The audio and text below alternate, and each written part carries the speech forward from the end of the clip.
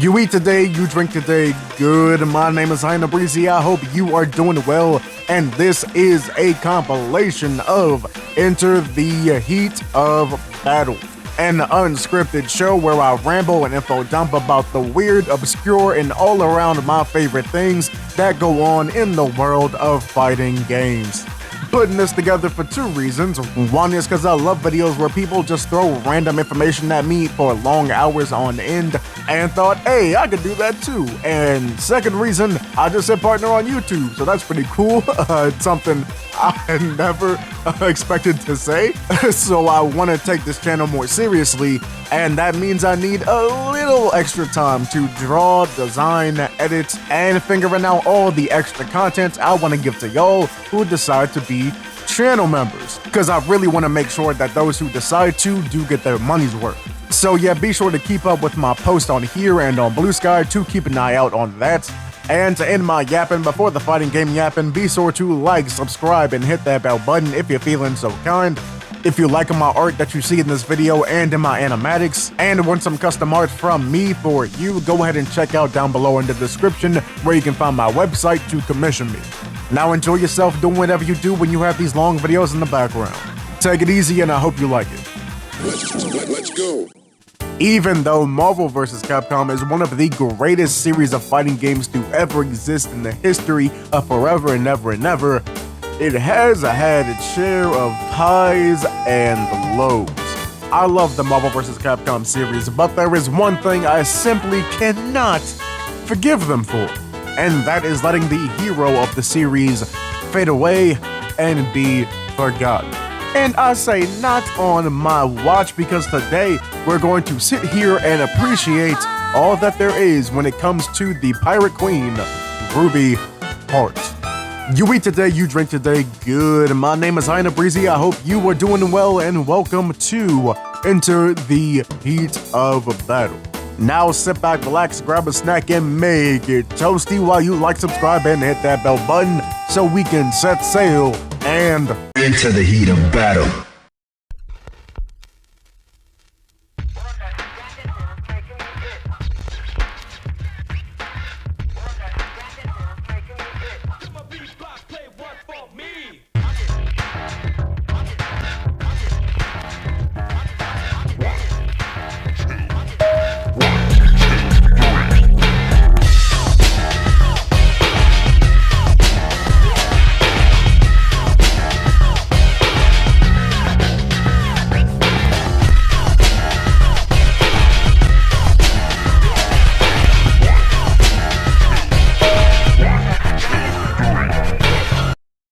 Now I know there's tons of people out there that don't really pay attention to the story of Marvel vs. Capcom 2. Most people just want to sit down, grab a stick, and learn how to do a fucking Infinite. But there is an actual protagonist to that game's story, and that is Ruby Hart.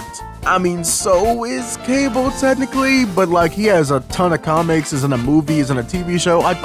Everybody remembers him. We don't need to talk about him right now.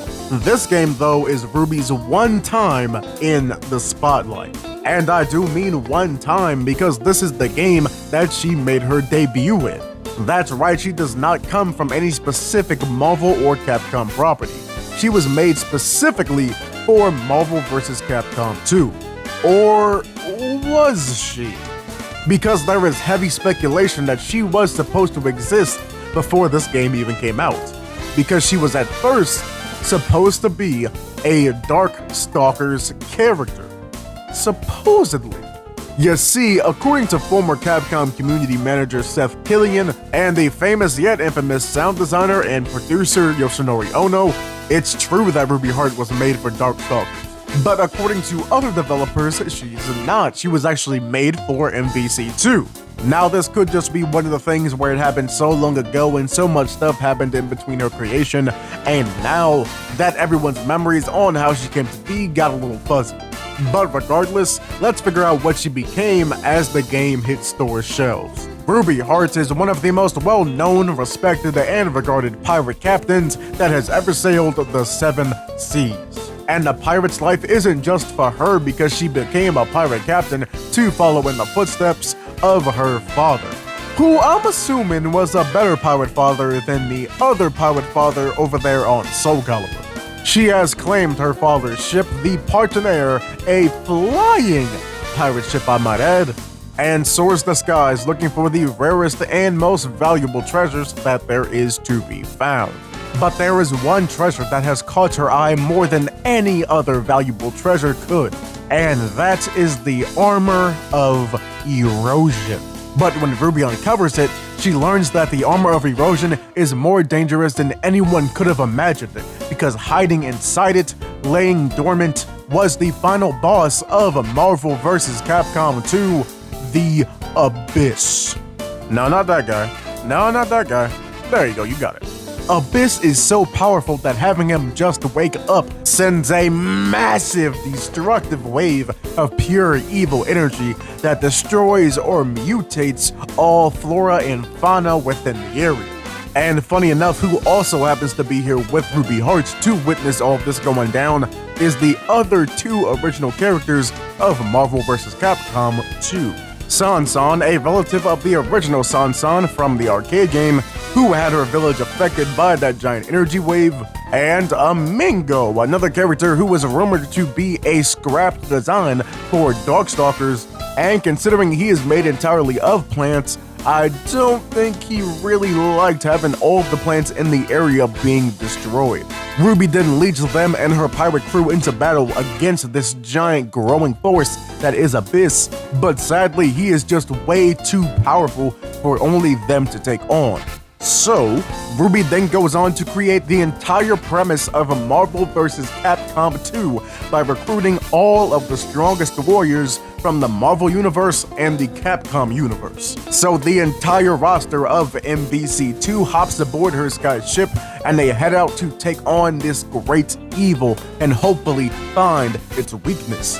And through battle, they are able to figure out what it is, and it is this black pearl in the center of his core. So they chip away at his three forms and cause his power source to break, effectively ending Abyss. So everybody heads back to the Partenaire with their heads held high in victory. As they do so, Ruby contemplates the orb and ultimately decides to just chuck it in the sea because all the cool magic shit is going. So what is it even worth?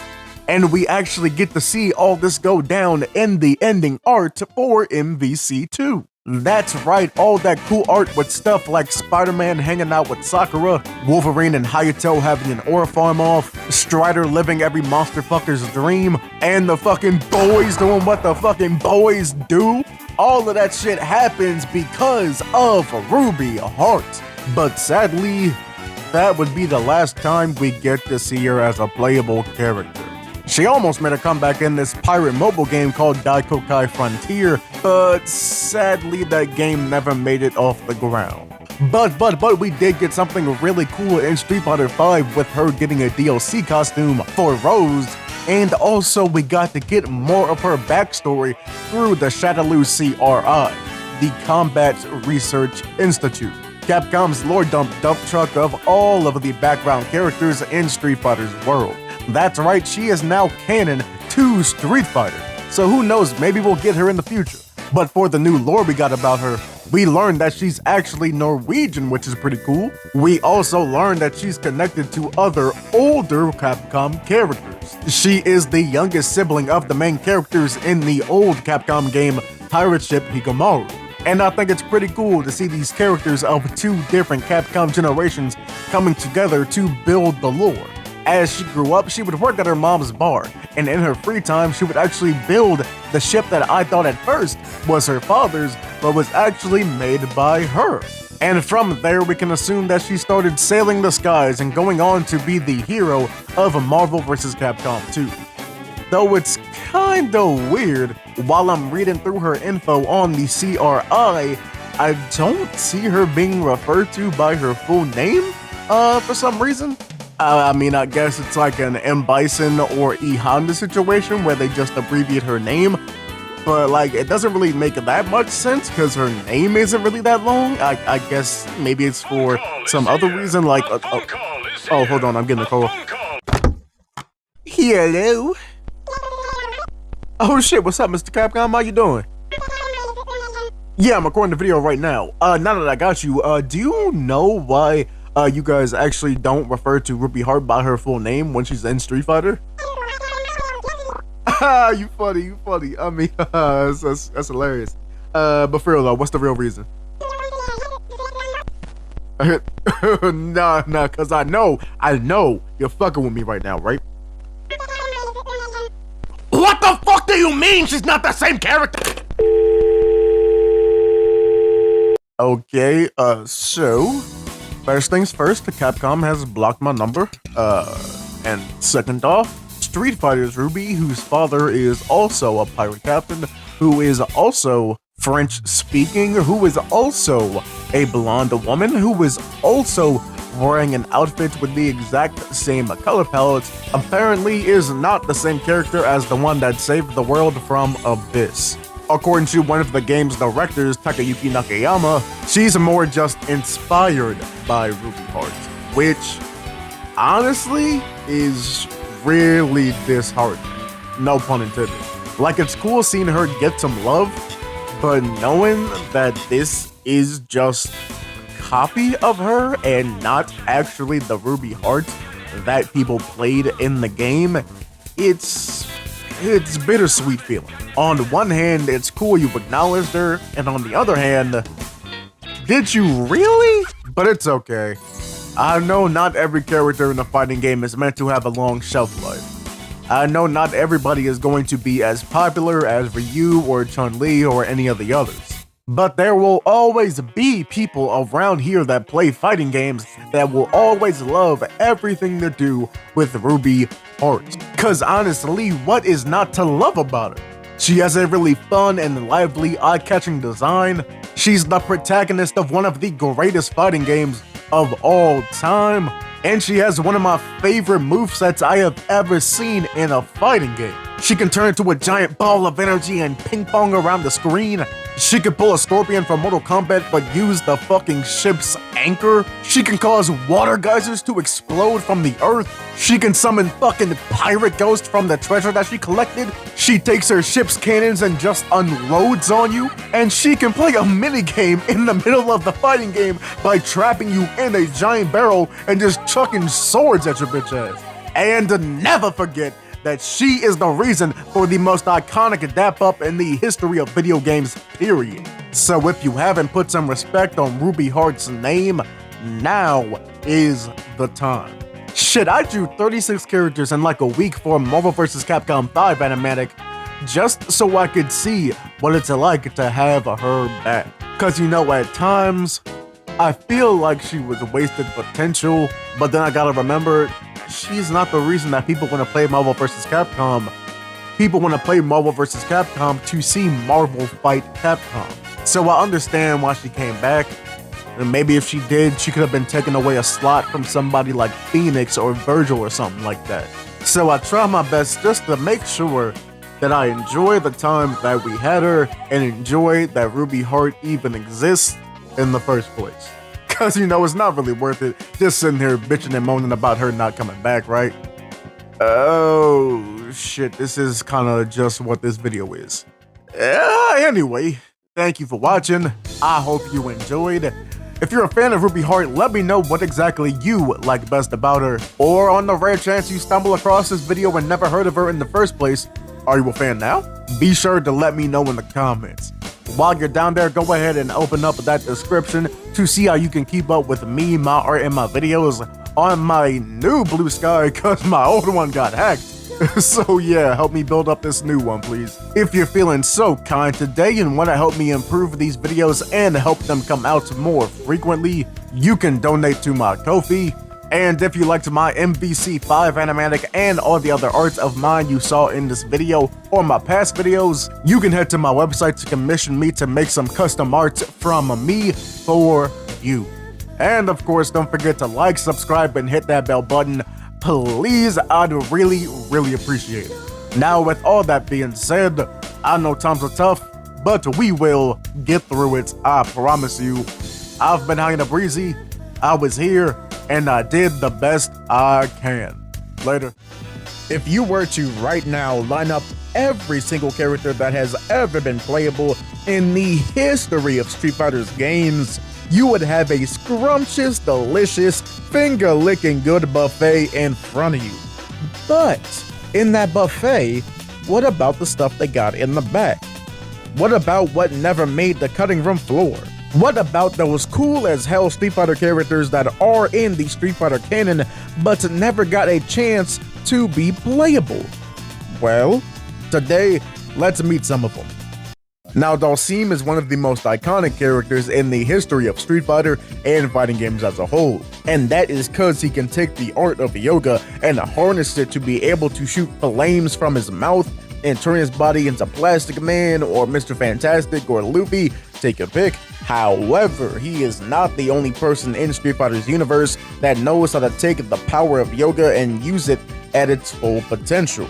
That's right, Dhalsim is only one of 7 of the world's finest yoga masters. Now, you first hear about him when you play through Rashid's character story in Street Fighter V, but you actually get some detailed info about him when you head over to Shadaloo's Combat Research Institute, a website where a bunch of low-level Shadaloo employees go ahead and go through all of the data that they can find on the different people and organizations that are running around the Street Fighter world.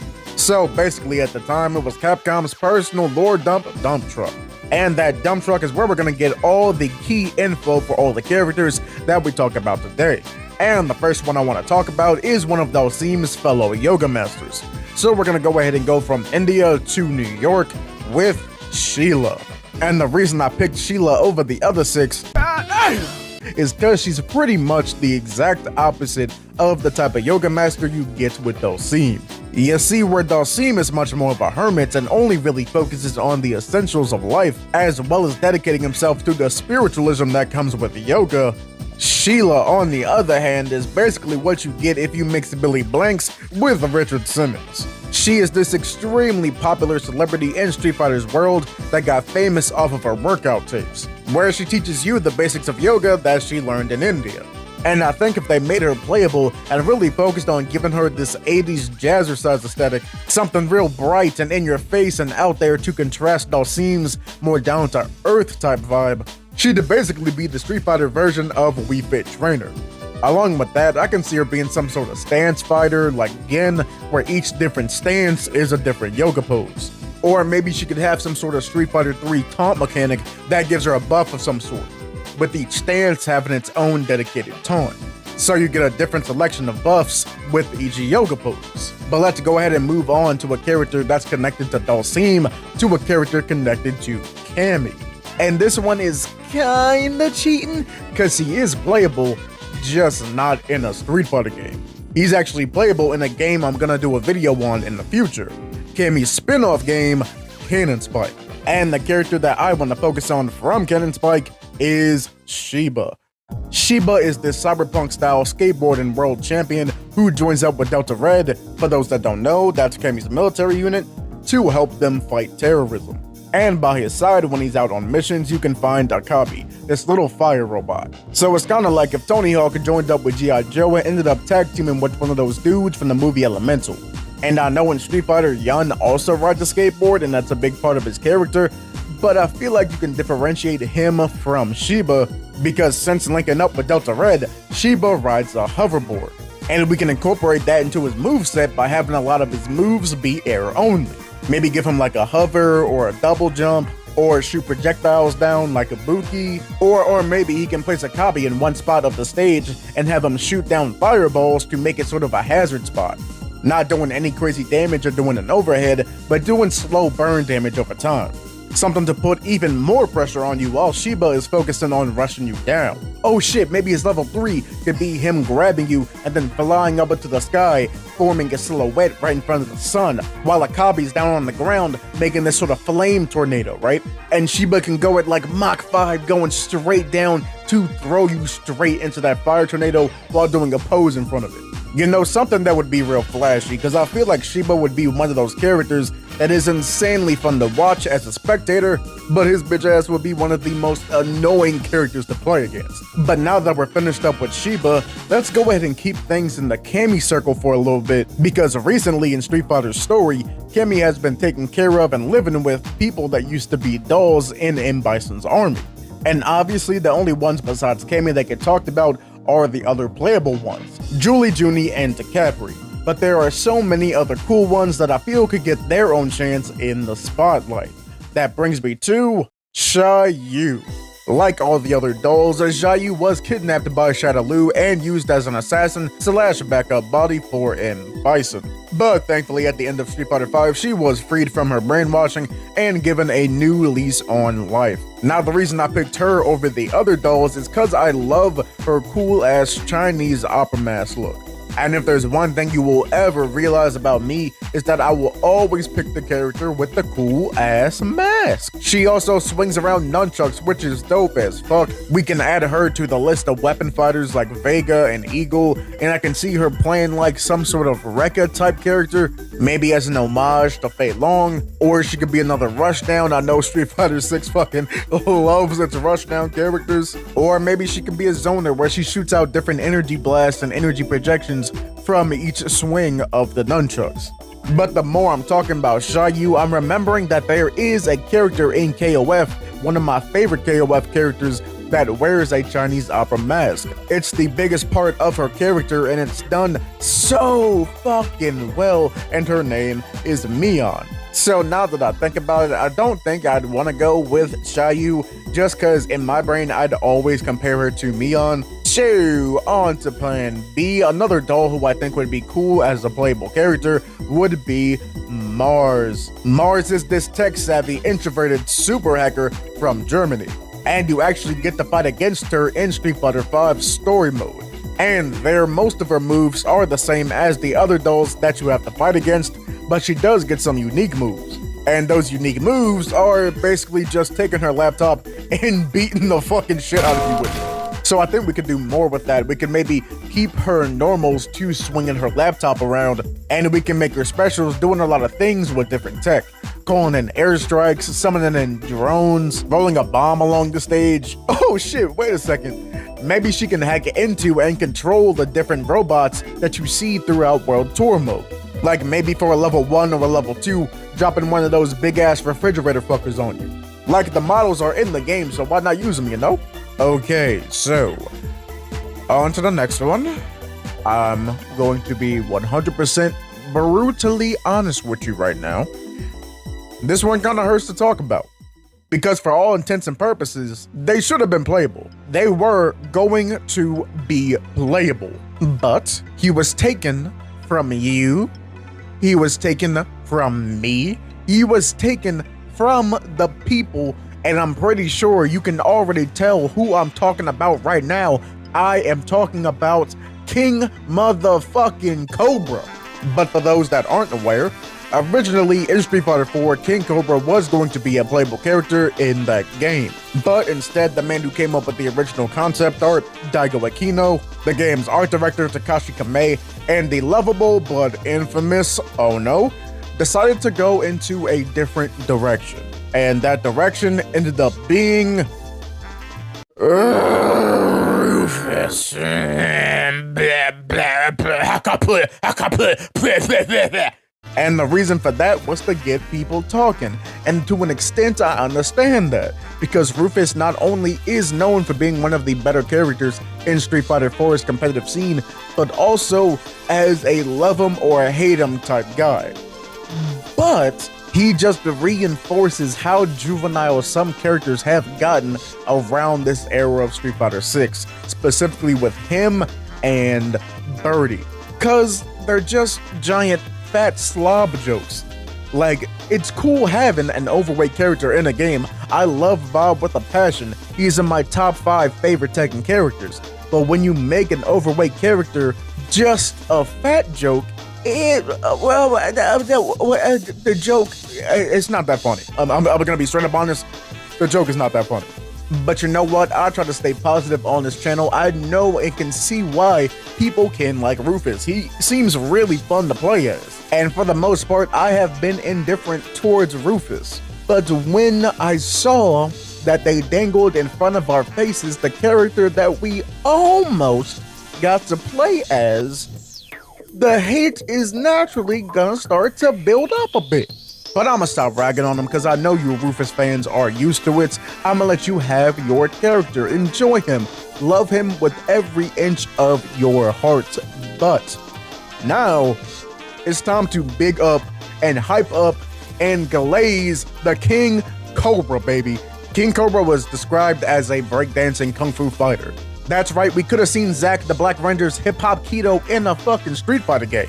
And not to mention, his design goes so fucking hard. Rocking not a black belt, but a gold belt, matching that with some gold fight gloves. Nigga is bald. And then you pair all that with a fur-lined martial arts uniform. A goddamn silk fake fur gi. How do you get better than that? Just from this outfit alone, I can picture his personality being something like Shonuff from The Last Dragon. And now that I say this, how has there been not one single fighting game character based off Shonuff? Yep, you know what? If anybody out there designing a fighting game, I am a character designer. If you're looking for somebody to do that for you, hit me the fuck up. I am ready and willing and able. Come on, man. And for his gameplay, he has to do something really flashy, right? And I don't want to say he just straight up would play like Rufus, because I feel like Rufus's gameplay wasn't all that it was until after he was designed and became Rufus. But I bet he would definitely play similar, right? Maybe he'd be like a trickier version of Rufus, maybe having feints that look like dance moves that can go into actual moves. Maybe like a fake dive kick, like it looks like he's getting ready to set up for a dive kick, but does like a backflip into a spin-a-rooney type move or something like that. I don't know how exactly he could play, but I do know that the world would be a better place with King Cobra as a playable character. Now, am I right? I don't know. But you can't prove that I'm wrong. Now on to the next one. So, I know I just said things got a little too silly at times in Street Fighter, but I kinda wanna get silly with it again with this next character, because now we have the Crimson Crawdad. Now, unlike all the characters I'm gonna be talking about today, Crimson Crawdad actually comes from the Street Fighter cartoon.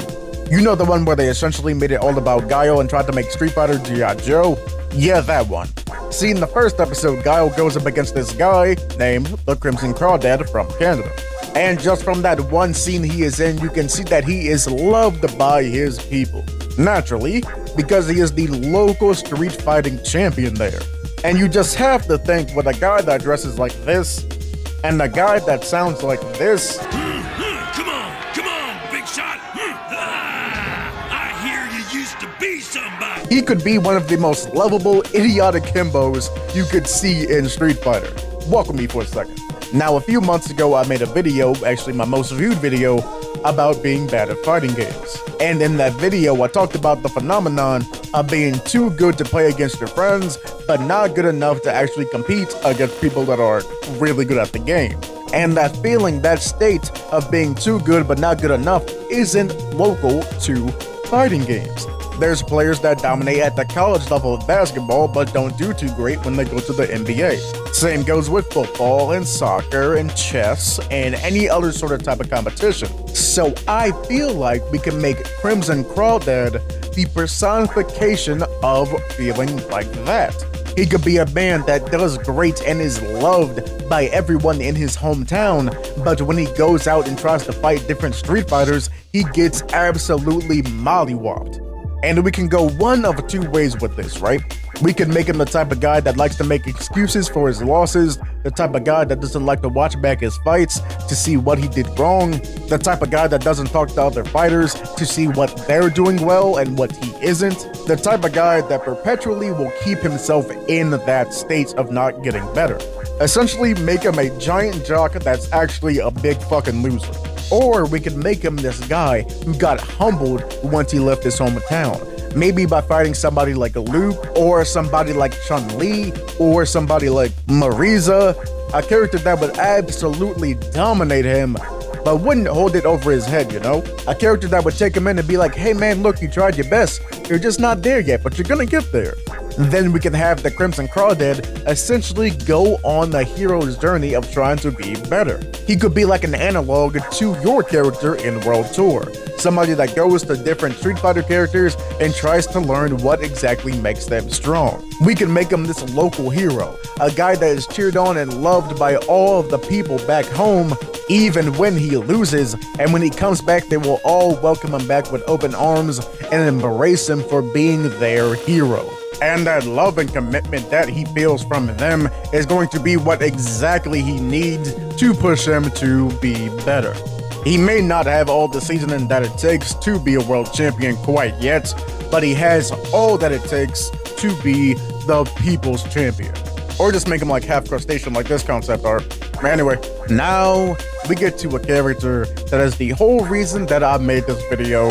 A character that I love, a character that I yearn for, a character that I think about often because the opportunities that she represents is endless, because I feel like she was made specifically for me. I can't prove it, but I know in my heart of hearts that is true. Dear viewers and subscribers, please give a warm welcome to my creepy-ass bastard of a wife, the fighting game love of my life, Vivian Nashiki. Now, the reason I love Vivian so much is because she has the potential to fulfill the one archetype of a fighting game character that I feel I need to see before I pass on. She could be the one fighting game deathmatch wrestler.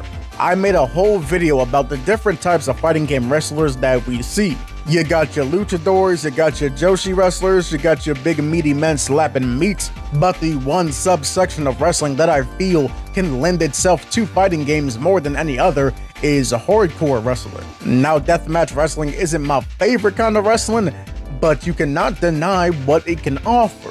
Command normals where you pull out a light tube or a steel chair, a long-range grab with the barbed wire, a super where you spear somebody through glass, a critical art where you set up a pyramid of tables and tombstone pile drive somebody through it, and a critical art where you set those tables on fire.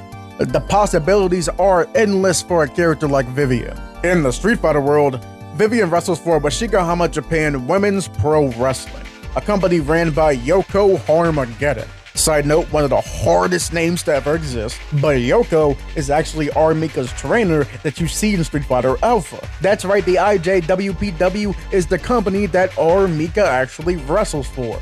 So of course she can't wrestle herself, so there's this entire roster of wrestlers made up just for this imaginary wrestling federation that will never be seen in an actual Street Fighter game. There's Pepe Ishiwata, Maple Storm, and a whole bunch of others, but right now I want to focus on Vivian. Look at this absolutely unhinged fucker. I love her with all of my heart, bro. This gremlin masterpiece right here I feel would be extremely popular if she just got a chance to actually be playable in a game. But honestly, as much as she is my favorite of the people that I put on this list, I could say that for everybody else on the list too. It's really fascinating going through the Shadaloo CRI and seeing all the whattas, couldas, shouldas, and probably never gonna be-as that the Street Fighter world has to offer. I genuinely envy whose job it was to make the Shadaloo CRI, getting to expand on and connect everything that goes on around the world warriors that you get to play as. And I genuinely hope at least one of these characters gets a chance to be a world warrior too. Now, I've said it before, but I'll say it again. If this channel wasn't about fighting games, it would be about tokusatsu. Power Rangers, Super Sentai, Kamen Rider, Ultraman, Godzilla, seeing people do kicks and flips and shoot laser beams and fancy spandex and rubber shoots fills my soul with the purest form of joy that there is. So imagine the amount of mind-shattering happiness that ran through my body when I saw that Ryu from Streets, the face of fighting games and the first lady of fighting games, Chun-Li, became Power Rangers. But how exactly did this odd-ass reality come to be? Well, let's go ahead and find out. Now this all starts with the one subsection of games where any and everything will cross over with any and everything: mobile games. And the one we need to focus our sights on is Power Rangers Legacy Wars from 2017. It's one of those mobile fighting games that isn't really your standard fighting game, but more so focuses on different cooldowns of different abilities. Sorta in the same vein of the mobile versions of Injustice, or WWE Immortals, or Skullgirls Mobile. You won't be seeing any circle motions or charge inputs or anything like that around here. But one thing you would see about a year into the game is a crossover with Street Fighter. The way that this crossover works in universe is that the original big bad of Power Rangers, the evil Space Witch Rita Repulsa, is trying to take control of the Morphing Grid, which is basically this giant interdimensional energy and life force that is interpreted in several different ways, but is always known as what every Power Ranger, no matter the medium, gets their powers from. So the perfect excuse for some universe-hopping crossover shenanigans. Part of those shenanigans consist of Rita heading over to Capcom Land and paying M. Bison a visit to revive him after his sorta, maybe, not really, not at all death in Street Fighter V story mode. And because of that, M. Bison is brought over to her dimension so they can join forces. But a bunch of other Street Fighter World Warriors are caught in the crossfire. And of course, two of the people that were brought over from the Street Fighter dimension was Ryu and Chun-Li. Now, this is all set up for the crossover in the game, but also it is the setup for a promotional video by Bat in the Sun. Now, if you've been around YouTube long enough, there's a good chance you've seen videos like Red Hood versus Punisher, or Predator versus Wolverine, or more fittingly, White Ranger versus Scorpion. The team behind those series of videos were brought in to make a promotional video to show off for Ryu's first day as a Power Ranger. It starts off with Ryu and Chun-Li being brought into this new dimension, but they are attacked and hounded by evil clone rangers created by Rita. But before they can be overpowered and taken out by these evil clones, they are then teleported away and saved by the Megaforce Yellow Ranger Gia and the most popular ranger there has ever been, the GOAT of all goats, the five-time ranger, a man who somehow managed to be a karate master, paleontologist, and a race car driver all in his lifetime, the green, white, red, and black ranger, Megazord shaker and childhood maker, Tommy Oliver! Gia and Tommy let Chun-Li and Ryu know that they've been fighting off the forces of M. Bison and Rita, along with Ninjor, the magical space ninja wizard who created the Power Coins, aka the source of the Mighty Morphin Power Rangers' powers. This Ranger Resistance knew about the Street Fighter characters coming over to their world, and Ninjor had the good idea to make new Power Coins for them. But he was only able to finish one before he was ambushed by M. Bison. So our heroes plan to face the dictator head on, but before they go, Ryu was given the one finished Power Coin, the Crimson Hawk Power Coin. And with Ryu now having the powers of a Mighty Morphin Power Ranger, I believe it's time for something, but I'm not sure exactly what. Now let's see, is it hero time? Nah, that's a different show. How about, is it ninja time?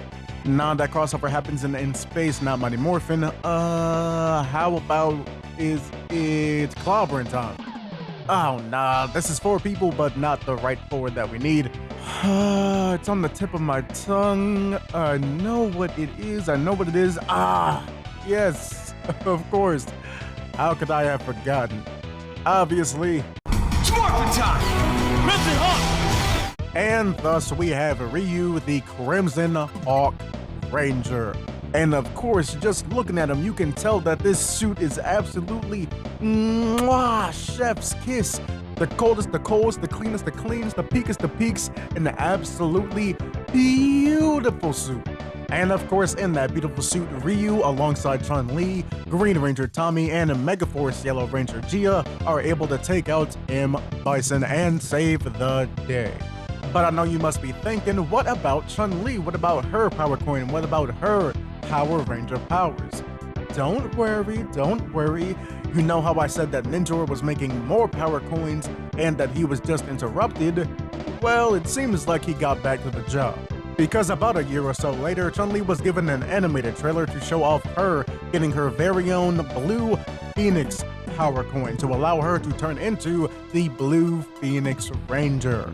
And it may not be as cool looking as Ryu's to me, but I still do think this is a great suit for a Power Ranger version of Chun-Li.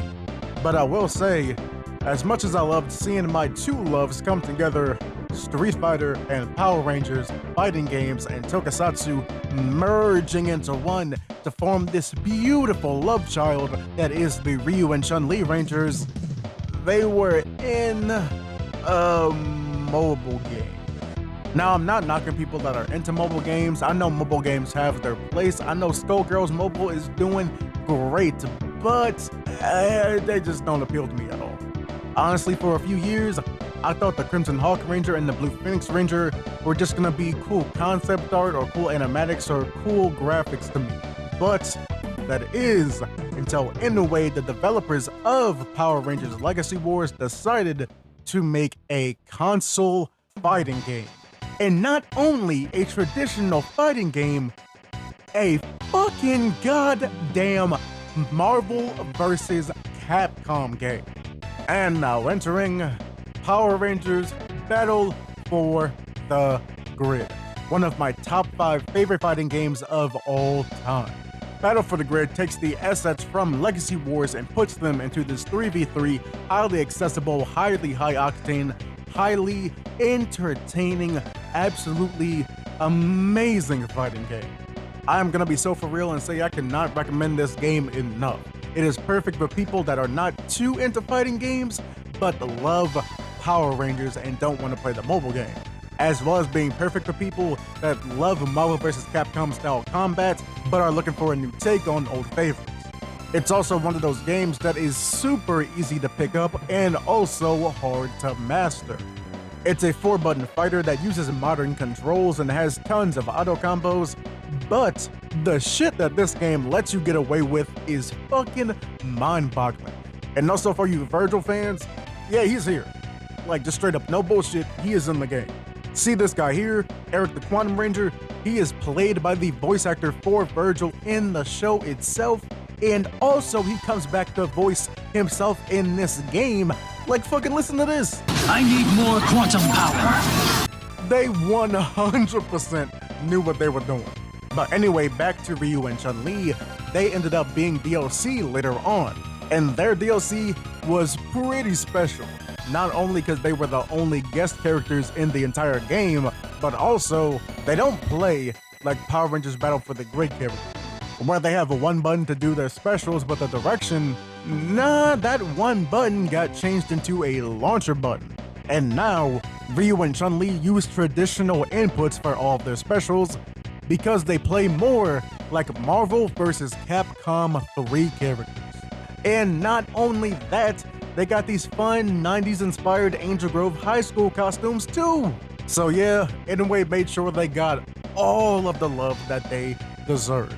And all that hard work put into them paid off because these versions of Ryu and Chun-Li got immensely popular. And naturally, with that popularity came a Blue Phoenix Ranger and Crimson Hawk Ranger action figures, a part of the Power Rangers Lightning Collection toy line. But something real special happened when we got this collab, because we got even more World Warriors as Power Rangers. That's right, we got joining alongside Ryu and Chun-Li, Cammy and Ken getting their own power coins. But I'm gonna be honest with you, I'm not really a fan of these two suits as much as I was a fan of the first two suits. In my opinion, they look very rushed just to get the toy made, as opposed to the Ryu and Chun-Li suits in my eyes, where I really feel the time, effort, and dedication and craftsmanship that went into it. So just in between recording sessions, I sketched up my own versions of a Cammy and Ken Ranger, obviously without the constraints of having to make them into toys and the power of hindsight, but hey, I had a good time designing them. And designing them got me itching for more. What else could we do with a Power Rangers and Street Fighter collab? I want to see what these costumes look like in Street Fighter 6. And I know they're probably going to keep it to just Mighty Morphin if this collab kept going, But we don't have to. There is such a vast and expansive world when it comes to Power Rangers. What if we gave Sagat a Jungle Fury Wolf Ranger costume, where the model for the tiger is replaced with a wolf? What if Manon or Jury got a Divatox costume? Oh, no. Wait, better yet, keep Divatox's costume for Manon and give Jury Morgana's costume from Power Rangers SPD. Both series have successful comic books, why don't we see a crossover with both of those? What if Guile joined up with Lightspeed Rescue and got his own Sonic Boom Zord? What if Elena met up with the Wild Force Rangers and they would see how their powers over nature is both the same yet different? What if Zanaku and Akuma just started beating the fucking shit out of each other? I want to see what it would be like if Rita or Zed or Goldar ended up being consumed by the Satsui no Hado. We could see the Quantum Ranger or the White Dino Ranger or my personal favorites, the Ninja Storm Thunder Rangers, being taken over by Psycho Power. What if the Psycho Rangers are revived using Psycho Power? I love the Psycho Rangers so much. Okay. Let me stop and actually realize that none of this is gonna happen. But it'd be cool if it did, right? I know I'm not alone in thinking that. Slap Happy Rhythm Busters was made for the original PlayStation by Polygon Magic, a developer that seems to make it a trend to make fighting games that everybody forgot about, because they were also behind Fighters Impact and Versus. And odds are, if you weren't fiending around for fighting games at that time, or you weren't watching Scrub Lords back in the day, yeah, you probably never heard of these. But Slap Happy Rhythm Busters absolutely stands out among the rest, right? Because it is fucking oozing style. It comes with this goddamn beautiful Shibuya Punk art style that was pioneered by Jet Set Radio, and the game's art director Ryuta Ueda. But then its UI design adds some Y2K aesthetic flair to it. Along with this, I'm pretty sure it's called a bubblegum dance aesthetic with some bubbleglam 2 added to it. And you know what else brings that same aesthetic and vibe? That's right, Dance Dance Revolution!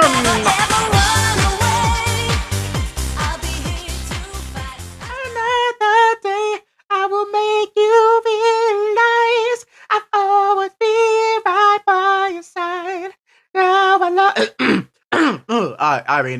Slap Happy Rhythm Busters was obviously inspired by the Dance Dance Revolution craze. And that's real fucking easy to tell when we see how this fighting game becomes a rhythm game mid-fight. So once you're past that character select screen and get to the round start, you get this real fun and lively 2.5D fighter.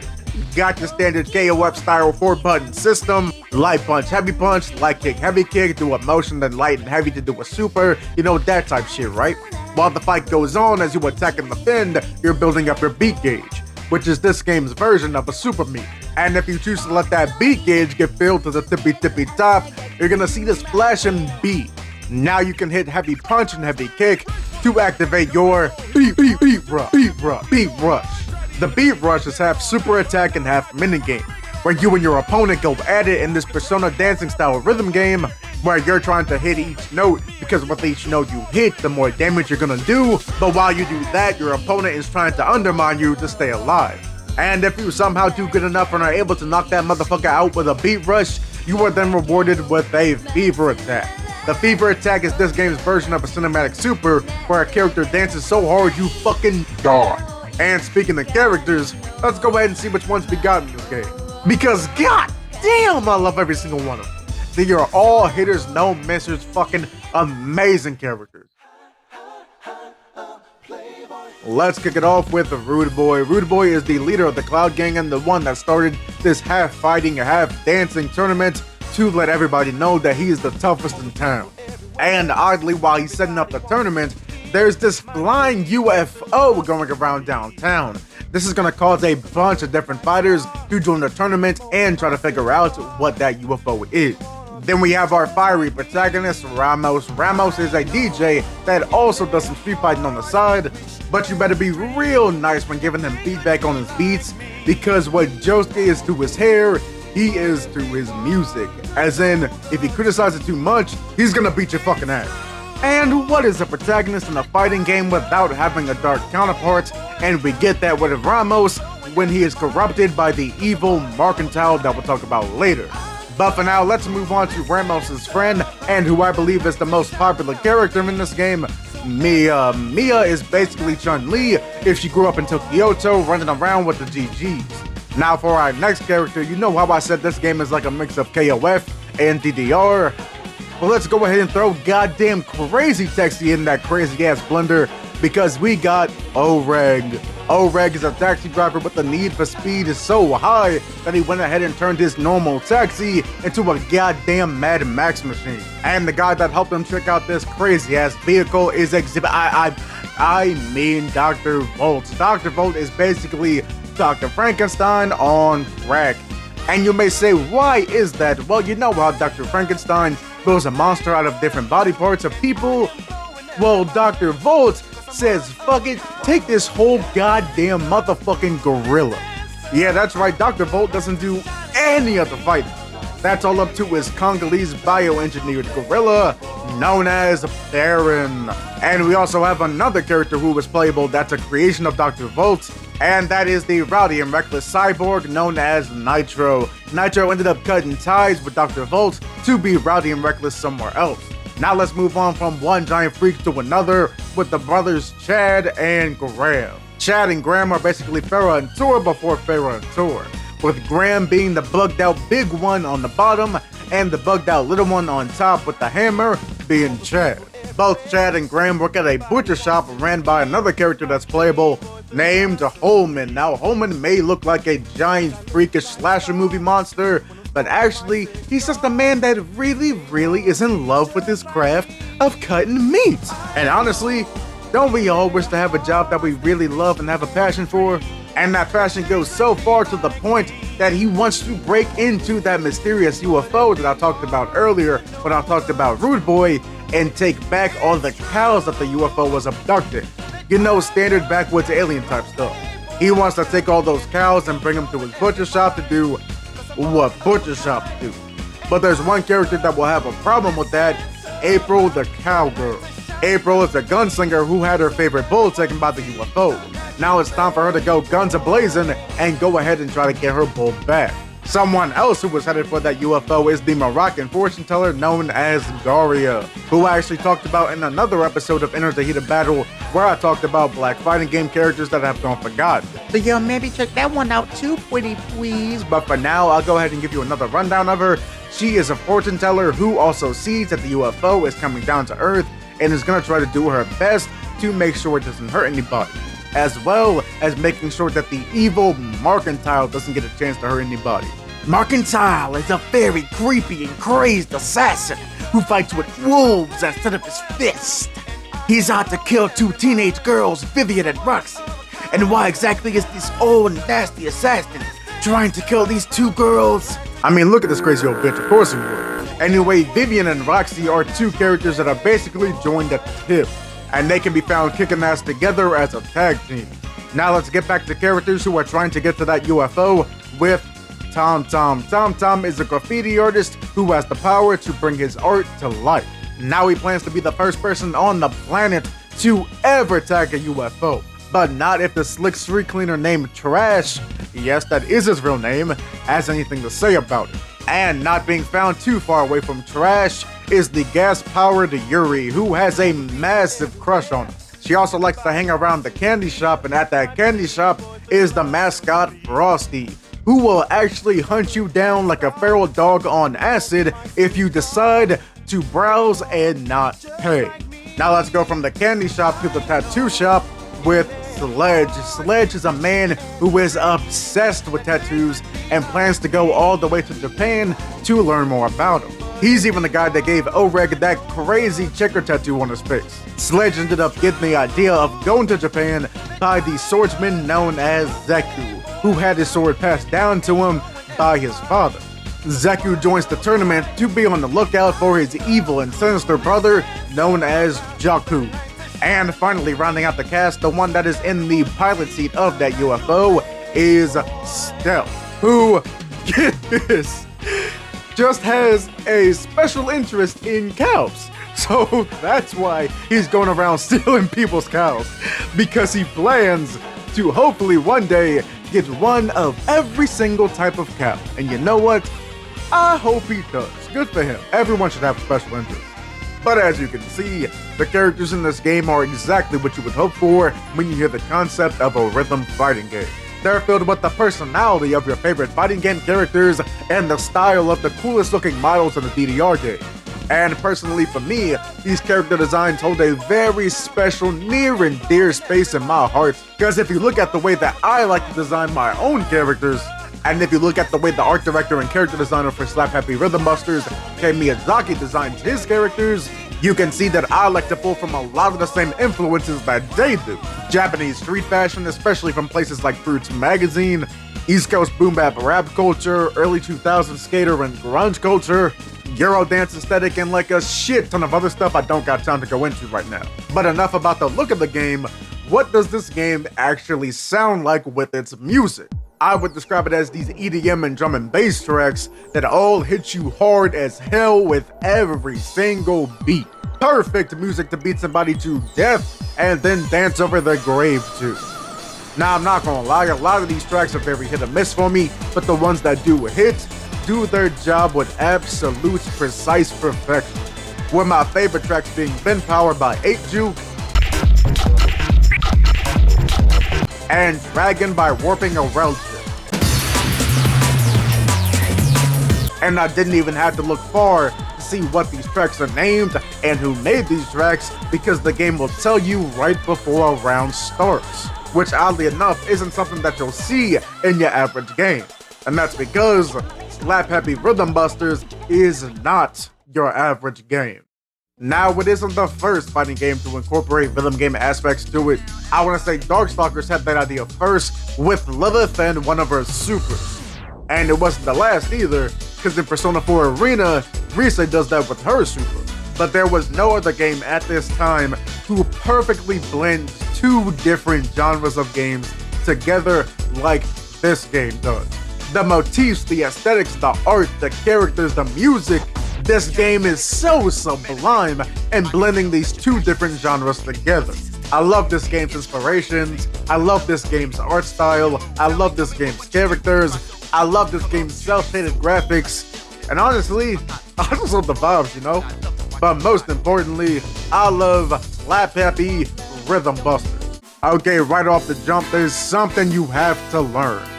And something I gotta learn painfully. It's that you have to be bad at stuff before you can ever be good at stuff. You're not gonna fucking sumo headbutt out the pussy knowing how to be a fucking Evo champion, okay? Well, I guess except if you're Sonic Fox, but that motherfucker is a goddamn anomaly. But even so, they have put ungodly amounts of time, dedication, and hard work into being what they are today. That raw talent has to be nurtured in order to be able to call yourself one of the greats.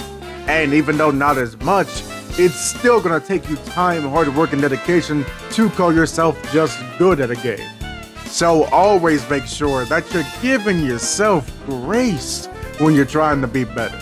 I know those mind goblins are gonna seep into your skull as you try your best to climb up that ladder, saying stuff like, Why the fuck aren't you taking Lord, huh? Why aren't you mastering with the DLC character that just came out, huh? Motherfucker, huh? But you have to be sure to shut that bitch the fuck up, because you have to reward every step of the way. Climbing up even one rung up that ladder is hard. So you have to pat yourself on the back whenever you get that chance.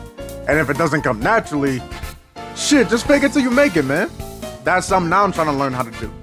I went from bronze all the way to platinum with Guile in Street Fighter 6, and I think I could have gotten a diamond if I actually liked Guile as a character and not just his moveset, but I was able to move up just from the power of bullshitting my own self until I believed it. Shit, I didn't even know how to drive rush until Plat 4. And if you're saying getting to platinum isn't an accomplishment, yes it is, you dumb bitch. Getting to platinum's an accomplishment, getting to diamond's an accomplishment, getting the master rank, getting to silver, getting to gold, getting to bronze.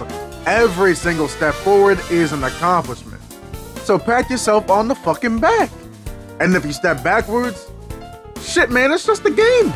Games are meant to be enjoyed. So if you reach the point where you're not enjoying it, step back, find something else to do, take a breather, let yourself calm down, and then get back to what you love. Cause you're here because you love fighting games. And look, it's perfectly okay, in fact, encouraged to strive to be better at the things that you love. But what's not okay is to compromise your love for that thing in the strive to be better. You get what I'm saying? So hit the fucking lab and lighten the fuck up, nigga. Enjoy yourself. And if you don't feel like labbing out some combos and counters and matchups, if you don't feel like matching up with people online to test your skills, if you're not committed to the fucking grind every goddamn day, if you're not working your punk ass to the bone to try and be the best in the goddamn world, you bitch ass nigga, that's cool. What did I just say? It's a game. Enjoy yourself. You should be able to enjoy them however you feel like, in any way, shape, or form. Do you only pull Tekken out whenever you got friends over and you feel like mashing buttons? Then go ahead and mash some goddamn buttons. Did you get Street Fighter 6 just to enjoy World Tour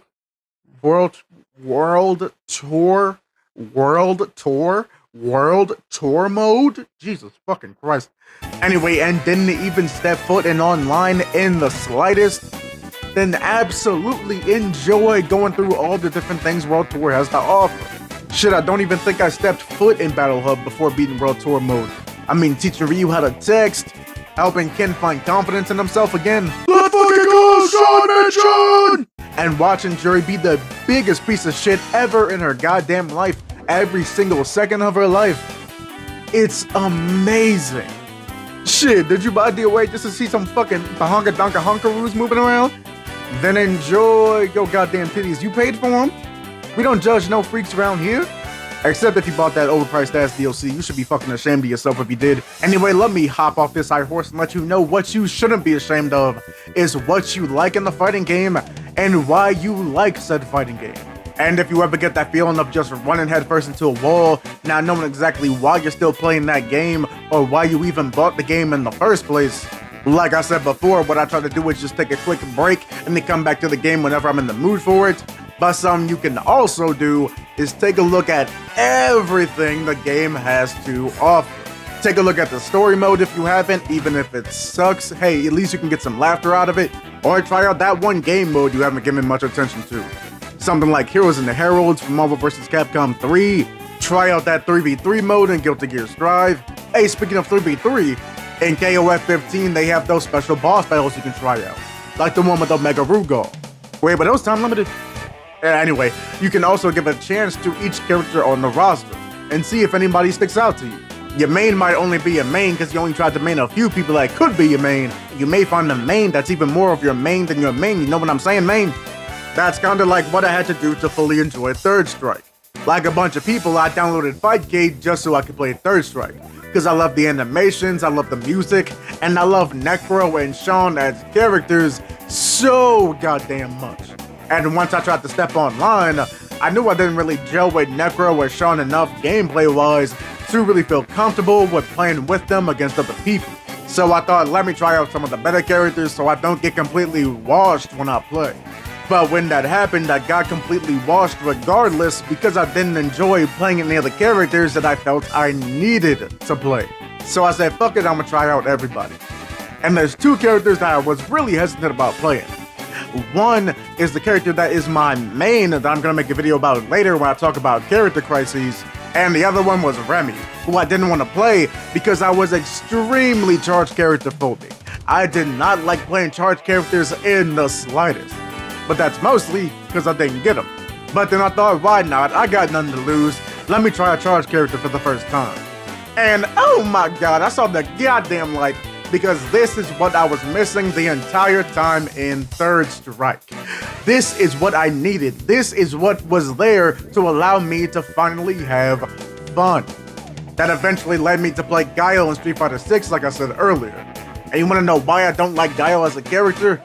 Mostly because I just don't really gel with him that much, but also, it's because he's not motherfucking Remy. Yeah, that's right, we respect Remy on this goddamn YouTube channel, goddammit. Look at this Remy figure I got. Isn't it pretty? Isn't it cool? Thank you, Fighters Generations. And when I moved on to the character that would be my actual main, I found myself winning more. And I believe it's because the way I looked at the game changed. Instead of just focusing on did I win or lose this match, I tried to focus on the little things that I did to improve. Did I parry this match? Did I land this combo this match? Did I not fall for the same setup that I did last time? Things like that show that I'm slowly making my way up the ladder. Now, don't get me wrong, like I said in the beginning, I'm still ASS at fighting games. I'm just D rank at Third Strike. But I started getting wins more consistently when I stopped thinking about only getting wins consistently. And that's way easier said than done. I still beat myself up about losses all the goddamn time, but when I try to focus on not doing that and when I move my energy into just making sure that, hey, I did this one cool thing, or going, hey, I would have won if I did this one thing, I'll just make sure I do it next time. The losses became easier to take. I didn't take as many breaks in between playing the game, and I just enjoyed myself a whole hell of a lot better, because that's what I focused on. Like I said again and again and again in this video, enjoy yourself. If what I said doesn't work for you when you just get pleasure from being mad at a game, then spike that controller, bitch, hell yeah. It's fucking costly, but you know, do you, it's your money. If you don't care about building your skills up and you only want to consume fighting games for the art, for the character designs, for the stages, for the voice acting, for the music, or whatever is in there, then go right the fuck on ahead, man. That's how I am for like half the fighting games I like. Do you think I make these videos for the no views I get, nigga? Hell no. I make them because fighting games are fun to talk about, and I love them. How we consume fighting games is unique to everyone, and what we like in said fighting games is all relative, like most things. And you know what else is relative? Being good at fighting games. There is somebody out there right now that will double perfect you 10 times out of 10. Shit, there is somebody out there right now that we don't even know about that can 10 times out of 10 double perfect Daigo, Cuddlecore, Knee, H-Box, Tokido, Justin Wong, whoever the fuck. There's always gonna be somebody better, but there's always gonna be somebody worse. So, to somebody out there, you're absolutely goated. To somebody out there, you absolutely suck. Honestly, who gives a fuck? You probably should if you play fighting games to make money, but that is an exception, so you're gonna get better, you're gonna get worse, but all you should worry about is enjoying the ride. Round one, the voice. Okay, look, I know you must be saying something like, yeah, no shit, of course the voice is important for an announcer. The voice is the whole goddamn job.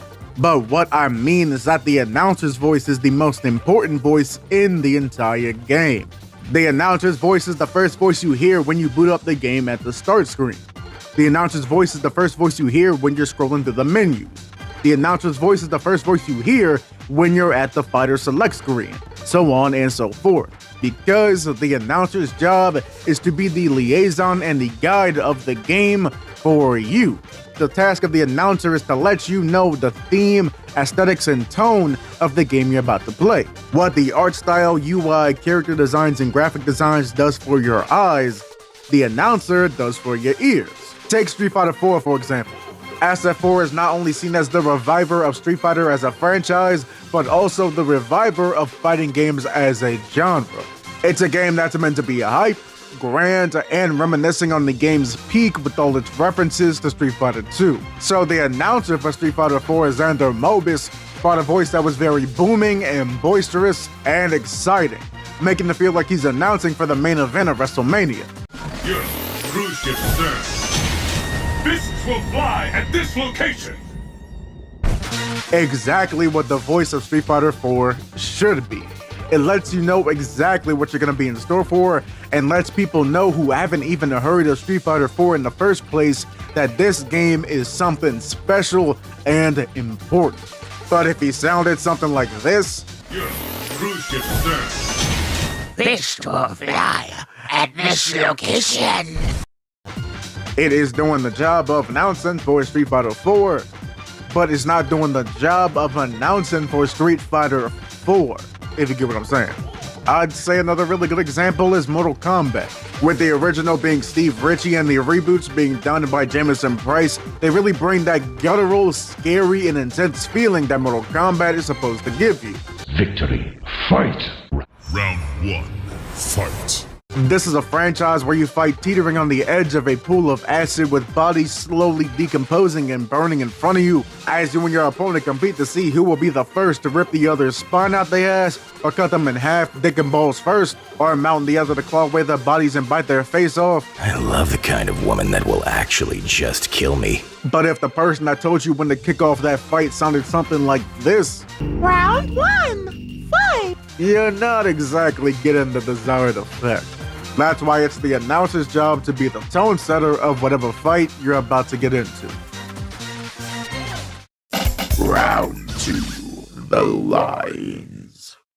Now let's talk about what it means to have an identity when it comes to a fighting game. What can a developer do to make sure that their game has something completely unique to it that'll instantly make it stick out in people's minds whenever they think about said game? One thing you can do is make sure the announcer says something that's exclusive to that franchise and really packs a hell of a punch. Since we just talked about Mortal Kombat, what would Mortal Kombat be without Criticism. or Fatality.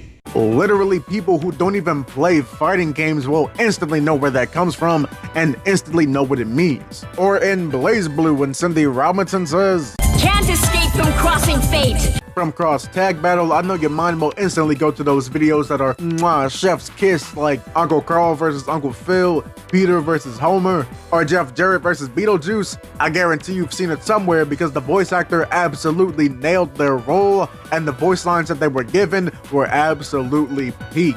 Same goes for Infinite from Third Strike. I mean shit, this entire video series is named after one of Infinite's lines from the game because nobody is doing it like Third Strike. Whether it's or Prepare to strike. Now. or Fight is ready. Engage. or Now. Find a new rival. Third Strike is nothing but absolute vibes, and that is in no small part to Infinite.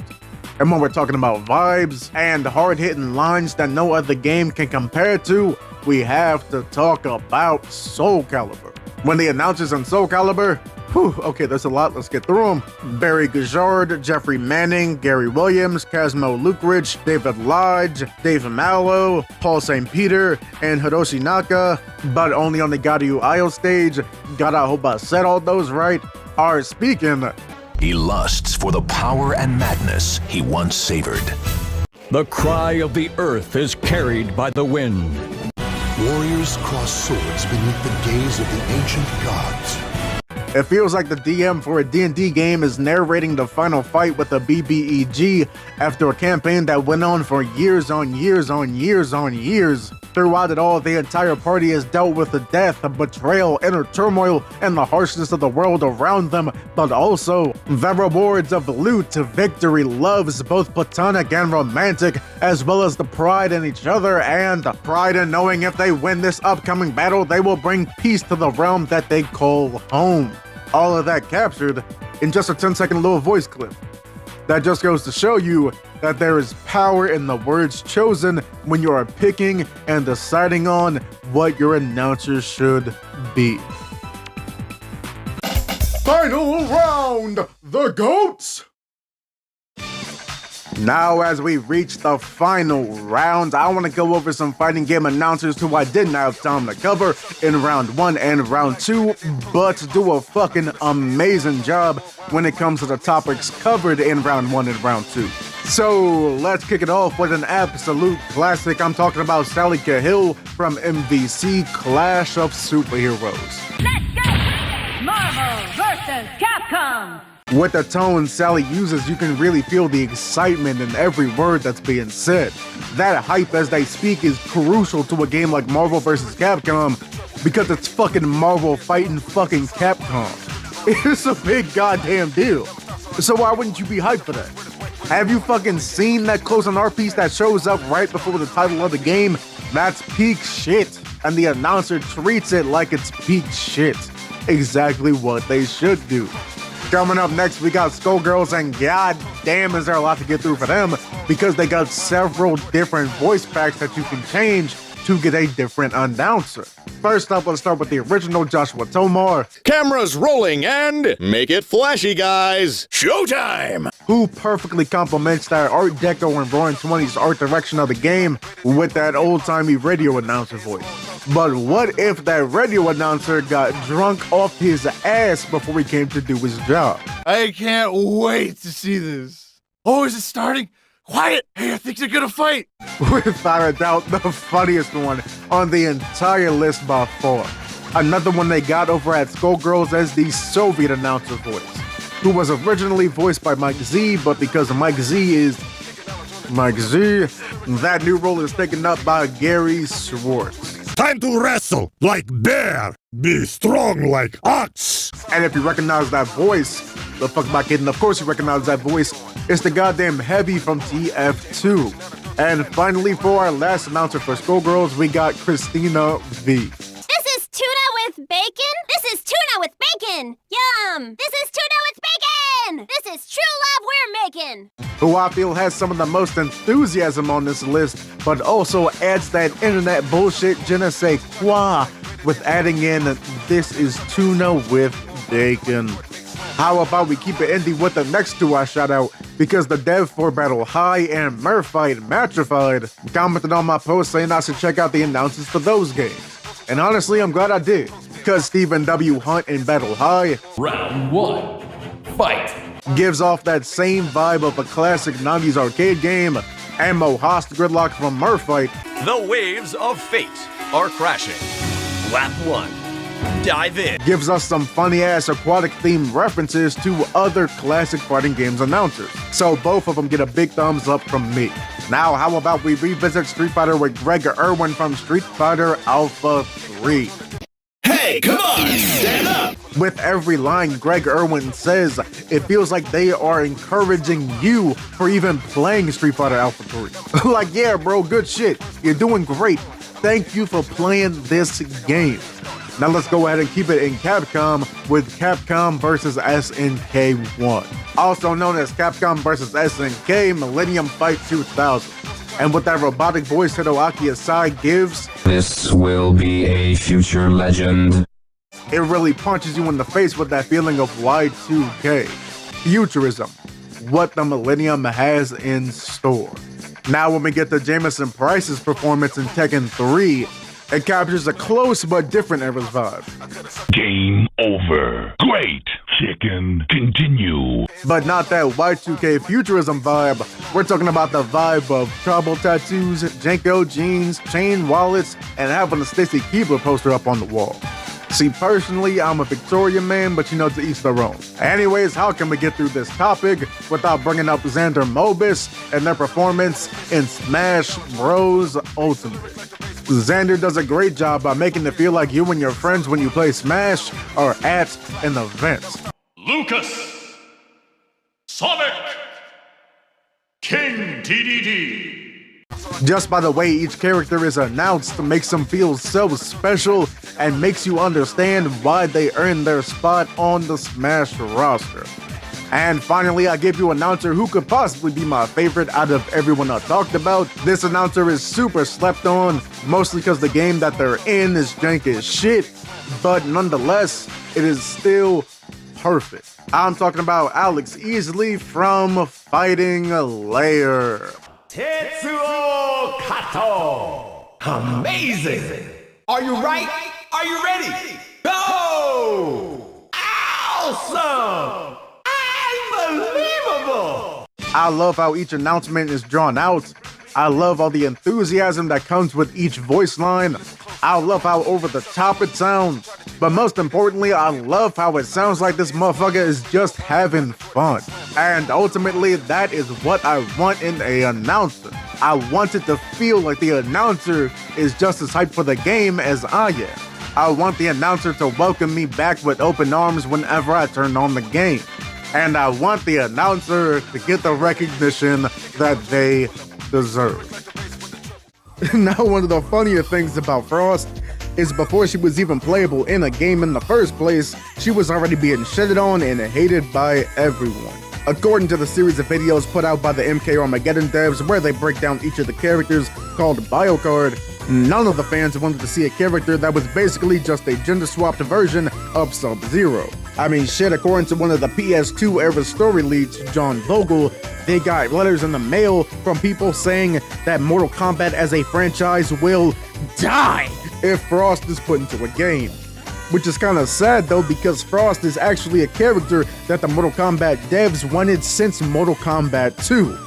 But then again, it didn't really show, because in her debut game, Deadly Alliance, when you unlock her, she costs the absolute least amount out of all the unlockable characters. Letting you know from the goddamn get-go that she is not going to be one of Mortal Kombat's main players, but also putting it in people's minds that she is just going to be a cheap copy. The thing is though, that's not exactly true. For the most part. If I were to describe the relationship between Sub-Zero and Frost, it wouldn't be something like Jago and Dark Jago or Akuma and Ryu. It'd be more something like Ryu and Sakura. Now, you know what? Now that I say it out loud, that's not really accurate. Let's see. I got you. She's more like the Scrappy-Doo to Sub-Zero's Scooby-Doo. In Mortal Kombat Deadly Alliance, Sub-Zero is officially the Grand Master of, according to him, the totally not ninja clan, even though they dress exactly like ninjas, the Lin Kuei, and he's holding a tournament to see who will take over as the new Grand Master once he's gone. And the winner of that tournament? Frost. So you know, so far so good, right? Well, it turns out Sub-Zero realizes that Frost is actually a piece of shit. She's belligerent, she's brash, she's bratty, she doesn't take orders for fuck all, and she thinks with her fist instead of thinking with her heart or her head. But Sub-Zero is like, you know, she won the tournament, so she must have something in her to be a leader.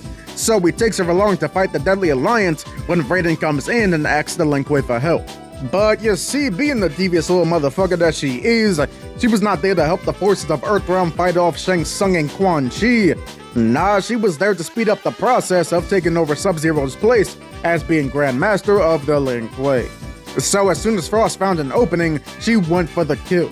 But first, she had to make sure to take Sub-Zero's Dragon Medallion. You see, the Dragon Medallion is an ancient relic that Sub-Zero holds to show off his status of being the Grand Master of the Lin Kuei. But also, it gives a crazy boost to his ice powers, but at the cost of him aging faster.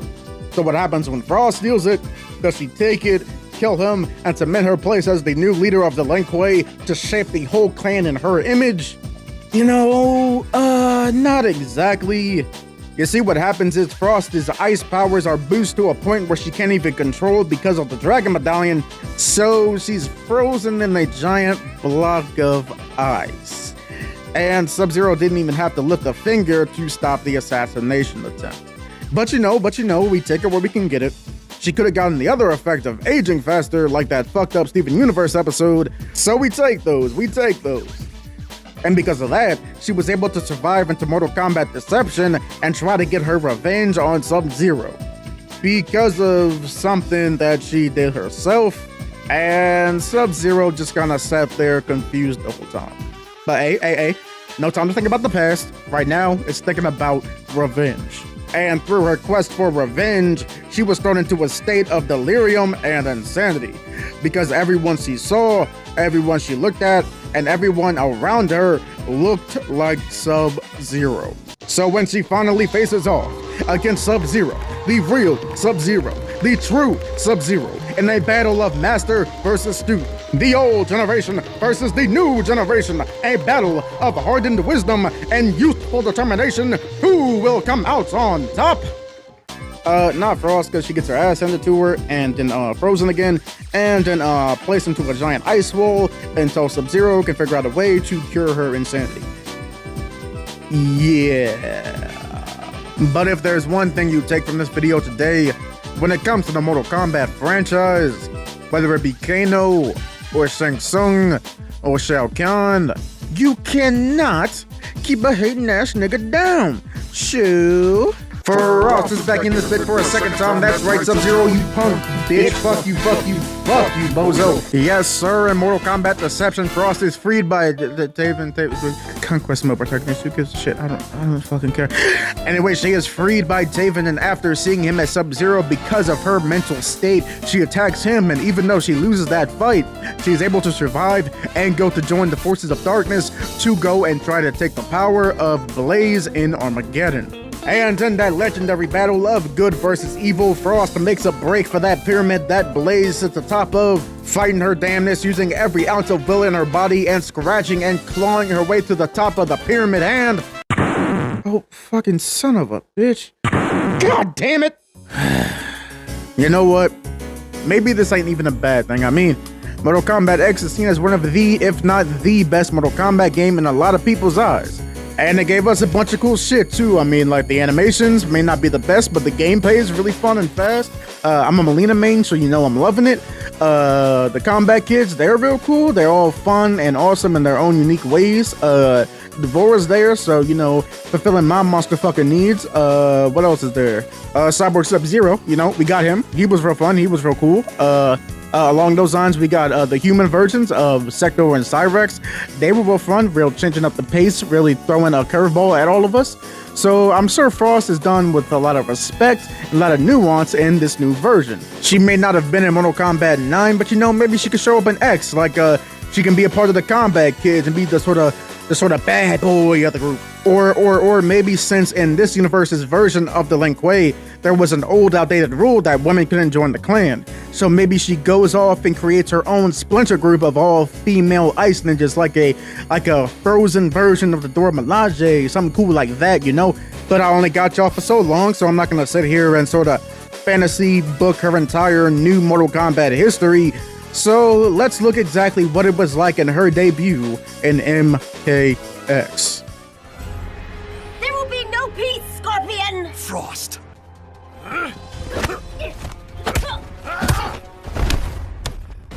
Master Hasashi, wait! For what? More treachery.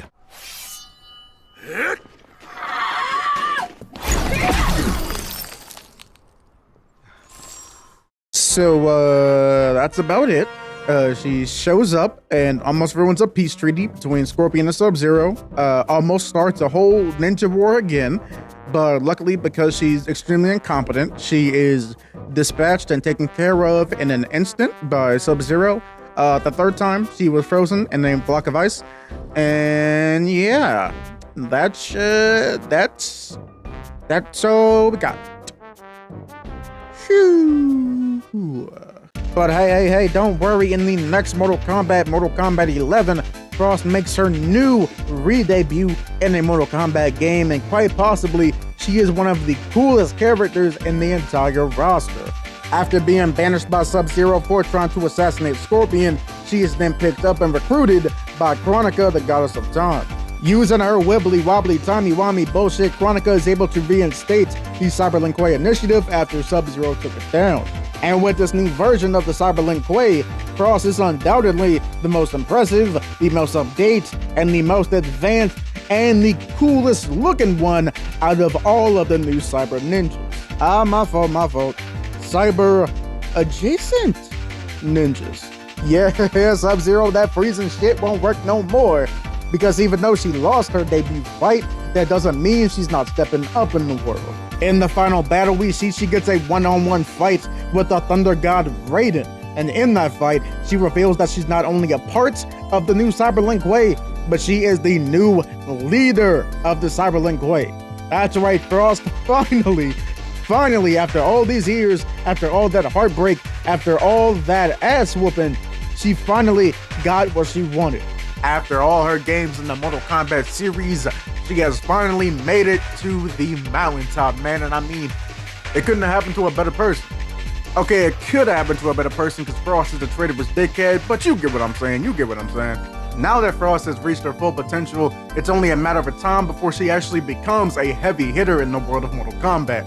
And come Mortal Kombat 12, all y'all are gonna see what I saw in her, but she becomes the biggest badass in the history of the franchise. Ooh, wait a second. What happened to the 2 and the 12?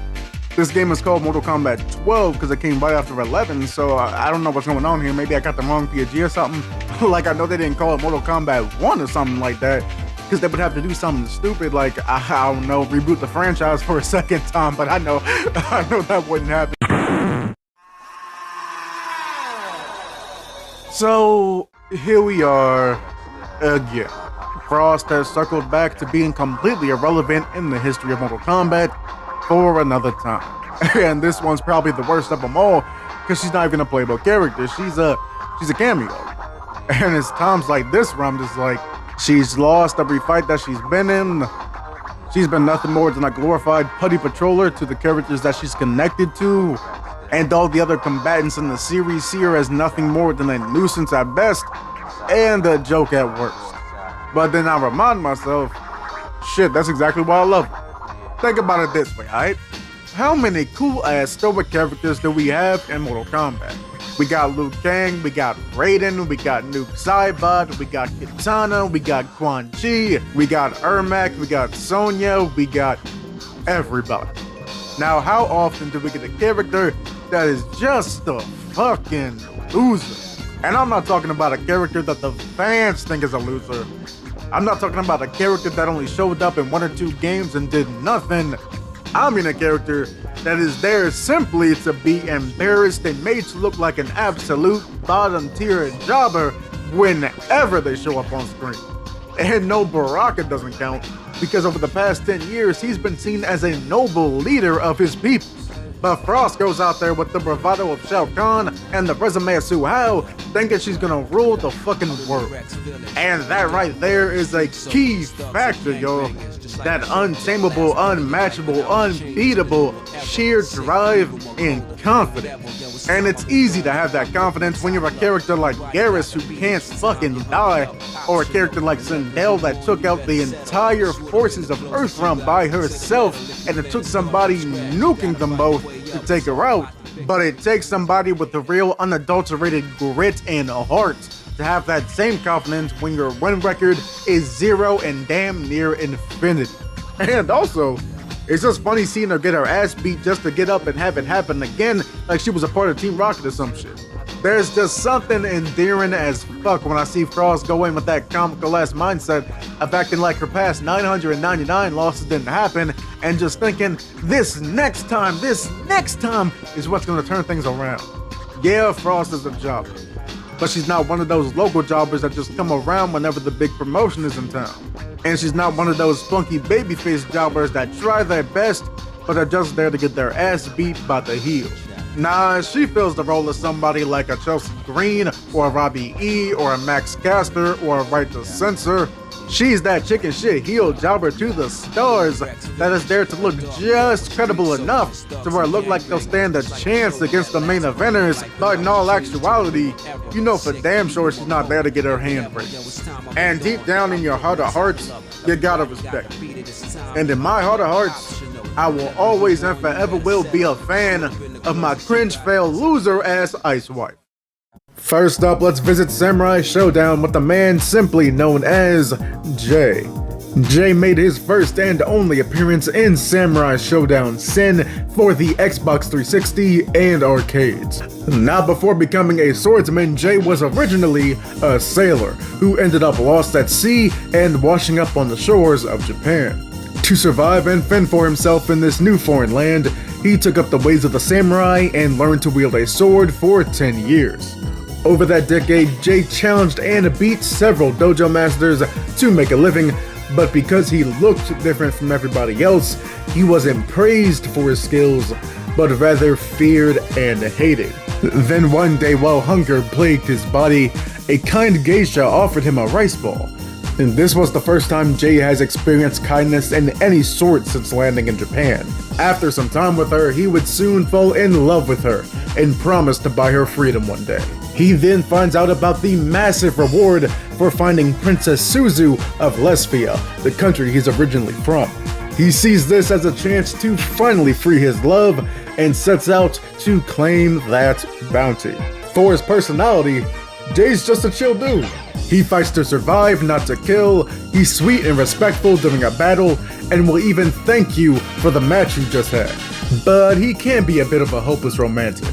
Do I see him returning anytime soon? Sadly not, mostly cause you don't really see this era of Samurai Showdown being represented in that 2019 game that came out. And especially with them diving into the realm of guest characters with characters like Baiken and Warden? Ah shit, I forgot he was in that game. Anyway, but we can sit here and take the time to appreciate another cool black swordsman with an afro. Now to go from a samurai to a surgeon with Dr. V. Dr. V made his sole appearance in Tobal number 2. For those of you that don't know the series known as Tobal, it is a 3D fighter in the vein of Tekken and Virtua Fighter that is most famous for the man who made the official art. A man that is on the eternal Mount Rushmore of mangaka, the late great father of Dragon Ball, Akira motherfucking Toriyama. That's right, Akira Toriyama himself designed Dr. V.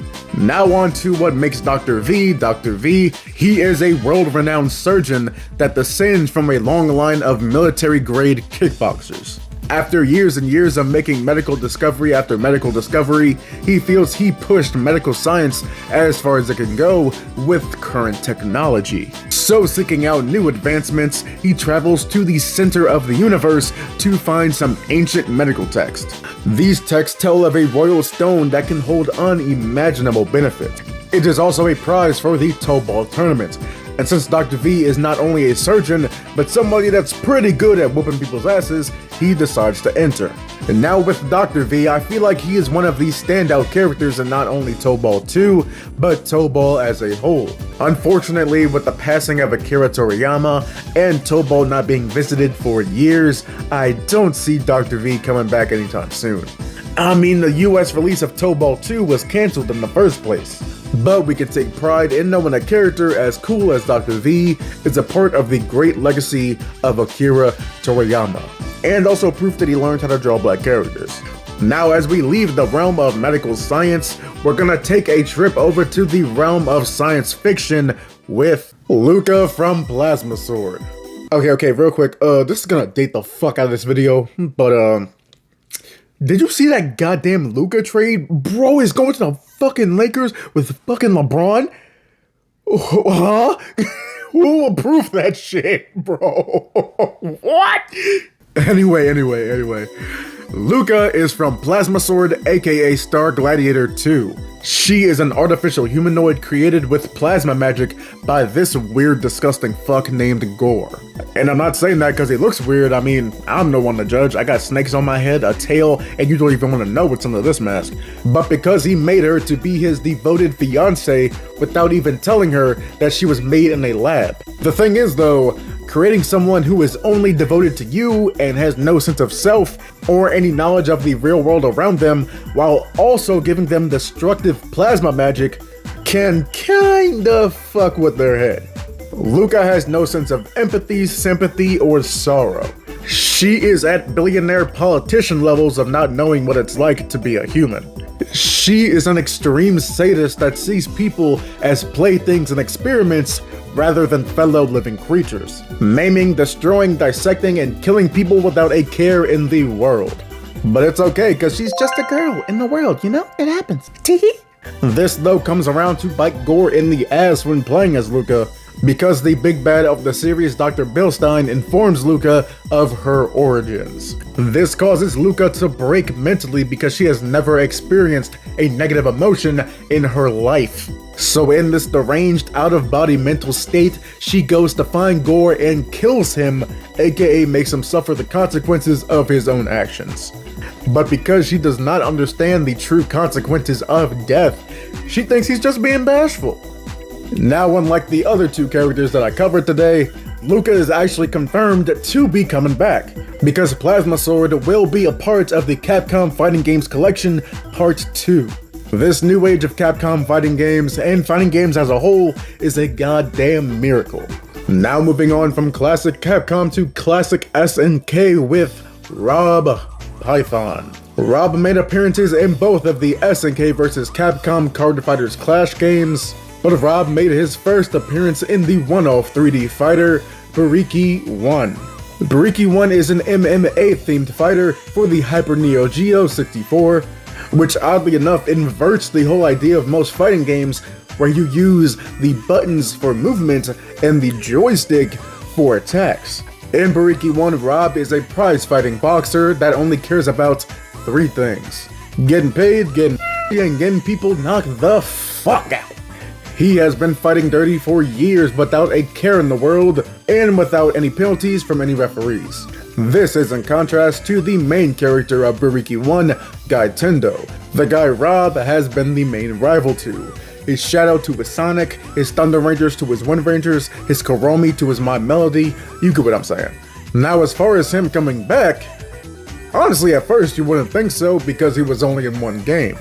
But if I'm gonna be real, I can see Rob showing up because SNK has referenced BLUESKY 1 quite a few times. Mostly with Guy Tendo, with him being a striker in KOF 2000 and being a playable character in KOF 11. But that does leave a window of opportunity. Maybe one day in the future he can make a cameo in the new Garo game, or maybe we'll get lucky one day and have a Team BLUESKY in the KOF game, with Rob Python, the main character Guy Tendo, and the main boss, Silver. Hey, it's only a small chance, but fingers crossed, you know?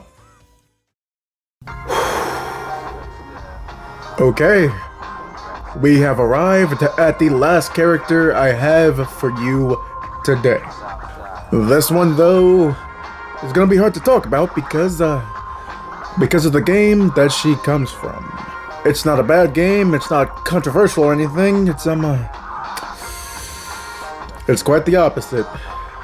It's hard to talk about this game because I tried to keep these segments to like 5 minutes max, but how am I supposed to talk about a game that so perfectly fits my niche, is so goddamn beautiful in every way, and is so ahead of its time for only 5 minutes? No. I can do this. I can do this. No, it's fine. We're gonna get through this. My job is to talk about 1 character, and 1 character alone, and I can do it. Okay, here we go. And the final character I have for you today is Garia from Slap Happy Rhythm Busters. Slap Happy Rhythm Busters is an immaculate, impeccable, magnificent, sensational. Stop. I'm doing too much.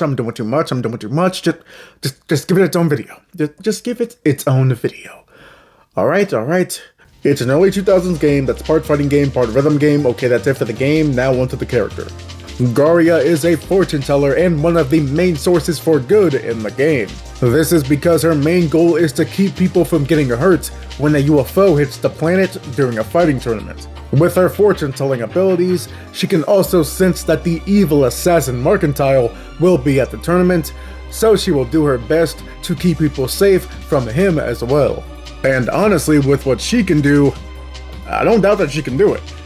Because for some reason, being a fortune teller gives you the ability to summon swords from out of nowhere, summon a swarm of bat demons to attack your enemies, and call forth Beelzebub to this mortal plane to devour your enemies with the power of dance. Now, with as insanely cool as she is, it breaks my heart to say this, but there is little to no chance of her coming back. Her game is as dead as any dead fighting game can be. But hey, you know what? I'm gonna try to look on the bright side. As long as this ADHD and autism-riddled brain of mine, and those 2 freaks somewhere out in the world who look fondly upon this game still exist, I swear Garia and her game will never be forgotten. And there you have it, 5 more black fighting game characters that have been lost to time that I wanted to give some love to.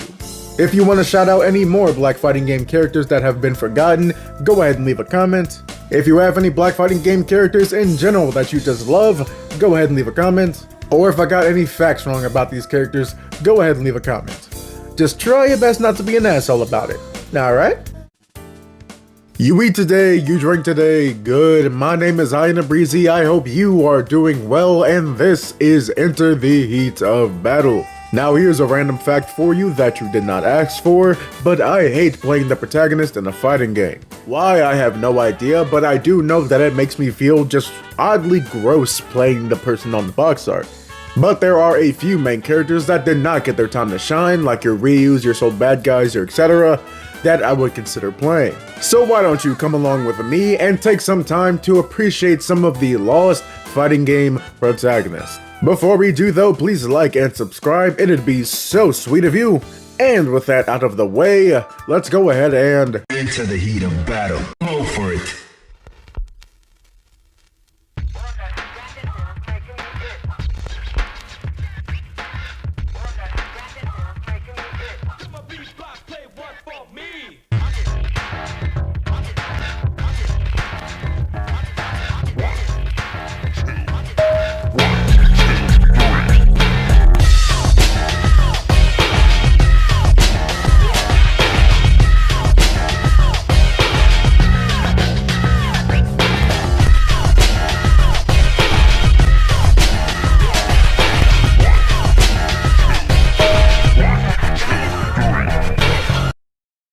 First up on our list, we have Solace R8000. Wait a second. Her name's kind of too Terminator-like to just say normally, so first up we have Solace R8000. She hails from the late 90s fighting game known as Groove on Fights by Atlus. And before you ask, yes, this is the Persona and Shin Megami Tensei Atlus. In Groove on Fights, we follow Solace, who is an investigator from the far-off year of 2115. She has been given the mission to figure out what creepy and corrupt organization is using time travel to pick off several influential families from 100 years ago. Then after doing some more digging, she realizes that, oh shit, one of those families is mine. So she hops on a time machine to 2015 to save her bloodline. During her trip though, something goes wrong with her time machine because something always goes wrong with time travel, so she finds herself dazed and confused in the wrong time period and in the lab of one Max Axe Dax. Yes, that's his name, and yes, it's fucking amazing. Anyway, Max Axe Dax, or MAD for short, allows her to crash in his lab while she tries to figure out what's up with her time machine and tries to contact her family in the past. After some time of trial and error, Solace is able to finally contact her family and tell them about the situation. Once her family hears about what's going on, they tell her of a 2-on-2 fighting tournament that their family likes to hold, letting Solace know that if she wants to dig further into her case and figure out what's going on, she's gonna have to enter herself. So Solace recruits Max Axe Dax to be her tag partner as she enters this upcoming tournament. Now design-wise, Solace might be my favorite on this list, tied with someone that we'll talk about later. Something about this Y2K mixed with neo-futurism vibe that she gives off just tickles the brain oh so nicely. Honestly, I can see why she was made the protagonist, because looking at her next to the entire cast of Groove on Fight, she obviously is the most striking. And I just think it's cool we got a femme protagonist in the 90s, because odds are strong that she could have just been another Ryu clone. But thankfully, we got this dope-ass character, Solace R8000, and I could not be happier. Now we move on to Alfred Airhawk. Alfred is the main character of Real Bout Garo Densetsu Special Dominated Mind, a Japan-exclusive version of Real Bout Fatal Fury Special. That's right, before Rock Howard, Alfred Airhawk was the original successor to Terry Bogard. Unlike most fighting game protagonists, Alfred's pastimes have nothing to do with fighting or combat or anything like that. Alfred's true passions, if you can't tell by his outfit, is being a pilot. Alfred has been studying under his mentor, who is praised for being kind of a dumbass and flying into Russian skies over an MiG. Even though he was pretty absent-minded when flying over there, he is still such an amazing pilot that he was able to make it out to tell the tale. He returns to his hometown of Southtown as a hero and an idol, especially to Alfred, who has lost his father. While this is going on though, there is a power vacuum in the criminal underworld of Southtown. Because after the death of the kingpin of Southtown, aka that weeb with too much money and too little morals, Geese Howard, By the hands of Terry Bogard, someone is gonna step up and fill his shoes. That someone is a man simply known as White. He is a sadistic, fucked in the head son of a bitch that has the power to control people's minds. Thus the name of the game, Dominated Mind. And he is also one of the most bullshit ass bosses in the history of SNK, and that is saying something. But with a man like him trying his best to take over Southtown, Alfred simply will not have it. So Alfred, being inspired by Terry protecting Southtown in the past, and also making sure that the place where his father is buried isn't desecrated, hops out his plane and into the battlefield to take the war to White. Now Alfred's story is kinda sad because as soon as he got the spotlight, it was ripped away from him. Because you know what came out the year after Dominated Mind? That's right, Garo Mark of the Wolves. And you know who was in Garo Mark of the Wolves? Rock Goddamn Howard. Which in my opinion, and most people's opinion, is a better executed version of Alfred. Instead of just being inspired by the past generation, Rock had them directly pass him the torch. He's the son of the main villain, he was raised by the main hero, he has a cool mishmash moveset between the two of them, and he's one of the most beautifully animated fighting game characters to ever exist. The secondary animation on his jacket has fed generations. Not to mention he's the main character of one of the greatest fighting games of all time. And while Rock rocketed to success, Alfred was left there in a game that not everyone could play. Sure, he got some cameos here and there, but that's about it. But you know what? No, we're not gonna look at it that way. Alfred crawled so Rock could run. He's got a unique backstory, a fun and lively design, and a damn cool moveset. So hats off to you, Alfred. You did your job well, and we're grateful to have you. Now we go from one protagonist from a long-running franchise that was left behind to another. We have Asura. Asura was the lead in Samurai Showdown 64, Warrior's Rage. Damn, another 98 game like Dominated Mind? They were really swinging for the fences with protagonists back then, but I respect it. Anyway, long before time can remember, Asura was a dominant spirit, terrorizing the netherworld. No one can match his swordsmanship, and no one can match his power. That was before he was sealed away by the evil sorcerer, Yuga the Destroyer. After this, Yuga used his magic to make a clone of Asura referred to as Shadow Asura. This version of him was made to be a servant to Yuga as he tried to merge the netherworld with the surface world. While doing Yuga's bidding, this version of Asura fell in love with another victim and slave to Yuga's magic, a Samurai Showdown favorite and personal favorite of mine, Shiki. In the game before Asura became the main character in the original Samurai Showdown 64, Haomaru, the original Samurai Showdown protagonist, was able to defeat Yuga with the help of Shiki. This was able to free Shiki from Asura's control and also free the original Asura. And since Asura was sealed away for years by Yuga, and since Shadow Asura had his love enslaved by Yuga, obviously they wanted their lick back. So Asura and Shadow Asura team up to take out Yuga for good. But unfortunately, since Shadow Asura was created with Yuga's magic, he wasn't long for this world. So the two Asuras made the choice to fuse together to form one true Asura. Now, when I said Solace was tied for my favorite design of the characters I'm going to talk about today, Asura was the other one. There's just something about a good late 90s, early 2000s edgelord that just makes me feel all warm and nostalgic. Also, he has one of my top 5 favorite design tropes of all time, the collar covering up the mouth like a little mask. That shit will always be peak. Along with this, he has a really cool concept for his moveset where he switches between 7 different sacred weapons. The Lucifer Sword, the Asmodeus Bow, the Belphegor Lance, the Leviathan Scythe, the Beelzebub Axe, the Mammon Shield, and the Satanus Staff. All those different names just further driving home how much of an edgelord he is. I love that shit injected into my goddamn veins. Now, before I get caught up in talking about this goofy ass edgelord, let's go ahead and check out another main character that was lost to time and forgotten by his series that moved on without him, with Shujinko. Now, Shujinko might be the dumbest, yet most interesting protagonist on this list. He made his debut as the main character of Mortal Kombat Deception. In Mortal Kombat Deception's Conquest mode, you follow him as a young boy as he ages throughout his life, following the orders of a spirit known as Damashi. Now Damashi, imagine I'm doing air quotes right now, I was only made with like 2 poses, orders Shujinko to go find the Kamidogu of every realm. And now in the original Mortal Kombat universe, the Kamidogu are essentially the realm's life force.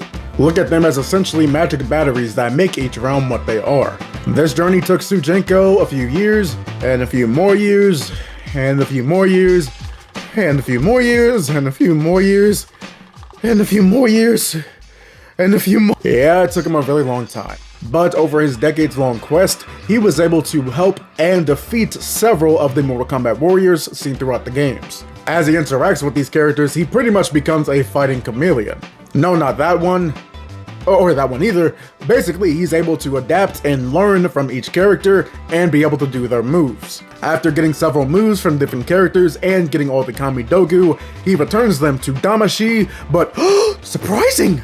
Turns out there's deception in Mortal Kombat Deception, when he finds out that Damashi is really Onaga, the Dragon King, who was reborn after his spirit took over the body of one of my personal favorite Mortal Kombat characters, Reptile. Onaga then put his plan into action by trying to use the Kamidogu to reshape the world in his own image. But Shujinko, using all of his training he got from across the Mortal Kombat universe to finally defeat Onaga, allowing Nightwolf to seal him away forever. This was a hollow victory for Shujinko though, because he felt on the inside, if he never fell for the deception in the first place, the world wouldn't be in the crisis that it was in, but nevertheless, he was still praised throughout the realms. Only to die once MK Armageddon happened, but that doesn't really count because everyone died in MK Armageddon. Then the timeline gets reset once Raiden fucks it up. Then the timeline gets reset once Shang Tsung and Kronika and a bunch of other people fuck it up. And then in 2 years, the timeline's gonna get fucked up again by fucking Suhao or somebody. Nigga, I don't know. Anyway, Shujinko is pretty interesting when compared to the other protagonists on this list because he's essentially an adventure game protagonist too with the Conquest mode. Plus, the idea of living a character's entire life and turning them into a deadly martial arts master is pretty cool. If only the execution of the Conquest mode was actually good. But regardless, I can always appreciate a cool concept when I see it, and Shujinko is just that. Now going from a cranky old man to a cranky old lady with Otani Goketsuji. Otani was the focus of the original Power Instinct game, a series I really want to talk about in the future. She is the twin sister of the original final boss of Power Instinct, Ume Goketsuji. Now in the Power Instinct series, everything will be rooted in and revolve around the Goketsuji clan. They are a ruthless clan that values might over blood and strength over bonds, while also being one of the richest families in the world. That is exactly why they hold a tournament every 5 years to see who will control the clan. Now I don't know about you, but that sounds like a hellscape to live in to me, and Otani can attest to that because her life growing up was absolutely miserable. She was shit on, beaten, dragged, and abused every day of her young life by her sister Ume. And their mother couldn't care less because, well, in her eyes, Otani simply isn't strong enough. Now you may think that's fucked up, but oh my god, dude, you haven't seen anything yet. Because Ume thinks, you know what? I could really step my abuse game up, so I'm going to wrap my sister in a box, close that box up with no air holes, and then throw it into the ocean for her to drown to death. Yes, that murderous little piece of shit Ume tried to kill her sister. And she would have succeeded if some farmers didn't find the box that Otani was in. The farmers would then take in Otani and try to figure out who she was. But because of the severe trauma that she experienced for years, she could only remember her name, with all the memories of being a Goketsuji being suppressed. With the farmer family being heartbroken by this, they would end up adopting her and giving Otani a pretty nice life. None too crazy, but simple and honest, you know? Sadly, this would end though when she turned 13. On her 13th birthday, her family felt that she should know how she ended up with them. And when they told her that she was found in a box, all the memories of being a Goketsuji flooded back. And with this newfound anger and resentment for her past family, Otani could only think of one thing. Ooh, I'm gonna slap the fuck out that bitch! With this new purpose of revenge, Otani travels to the Gokutsuji mansion in Kyoto. The thing is though, she was only 13 and kids are kinda stupid, so she didn't really have a plan on what to do after that. Luckily, one of the young Kuroko servants of the manor was able to help her out. The kid disguised Otani as one of the servants so she could figure out what's going on with her family while she was gone. Otani infiltrated the family for 2 years until she realized, you know what? I can't get my revenge by just sitting here and doing nothing, so I'm gonna go train. So she left to hone her skills for a majority of her life until she pretty much became fucking Super Granny. Learning how to shoot fireballs, learning how to shoot her fucking teeth out her mouth, and learning how to transform into a younger, more powerful version of herself. Over those years while Otani trained, Ume became the new head of the Gokutsuji clan. Then they would finally have their fated meeting at the 16th Gokutsuji tournament. After a hard-fought battle, Otani would finally get her vengeance and defeat Ume, becoming the new head of the clan. And guess what? This was only the first Power Instinct game. The Power Instinct series is filled with several games and several narratives. Need proof? You remember? Solace R8000. From the start of the video? Yeah, she's a Gokutsuji. The family she was trying to contact in the past was Otani and Ume, who were somehow working together. Power Instinct is filled with several cool characters and stories that I'll get into some other time. But right now, it's all about Otani, and I fucking love Otani. And honestly, how could you not? She's a crazy-ass, revenge-obsessed, old kung fu lady. She's like if one of them niggas from the Hatocracy was a fighting game character. Oh, wait, hold on. Boondock's fighting game. Huey could be a Rekka character, Tom could be like Phoenix Wright, with his wife being Maya. Wait a second. Remember that for later. Anyway, you know what Otani does once she becomes head of the table? She built a fucking theme park and calls it Otani Land on some fucking Seto Kaiba shit. Otani is fucking great, and I hope you think so too. And that is all I have for you today. 5 really cool forgotten fighting game protagonists that I think you should remember. If you like these characters too, feel free to leave a comment. If you want to hear me talk about more forgotten fighting game protagonists, feel free to leave a comment. Or if I got any facts wrong about these characters, feel free to leave a comment. But just try your best not to be an asshole about it. Alright? Again, please like and subscribe and hit that bell if you'd be so kind. And while you're at it, make sure you subscribe to Babe Ruthless too. Honestly, it'd be hard to believe if you haven't heard of her if you're watching this video, but if you haven't, she makes amazing videos on fighting game stages, memorabilia, and pretty much all things cool about fighting games. And she does dope-ass cosplays too. What's not to like? She was kind enough to help me improve these videos for your viewing pleasure, and I can't thank her enough for it. If you want to support me further, you can follow me on BlueSky or donate to my Ko-fi to help further improve these videos. And if you want to commission me to make some art for you, you can go ahead and do that on my website. With all that being said, I know times are tough, but you'll get through it.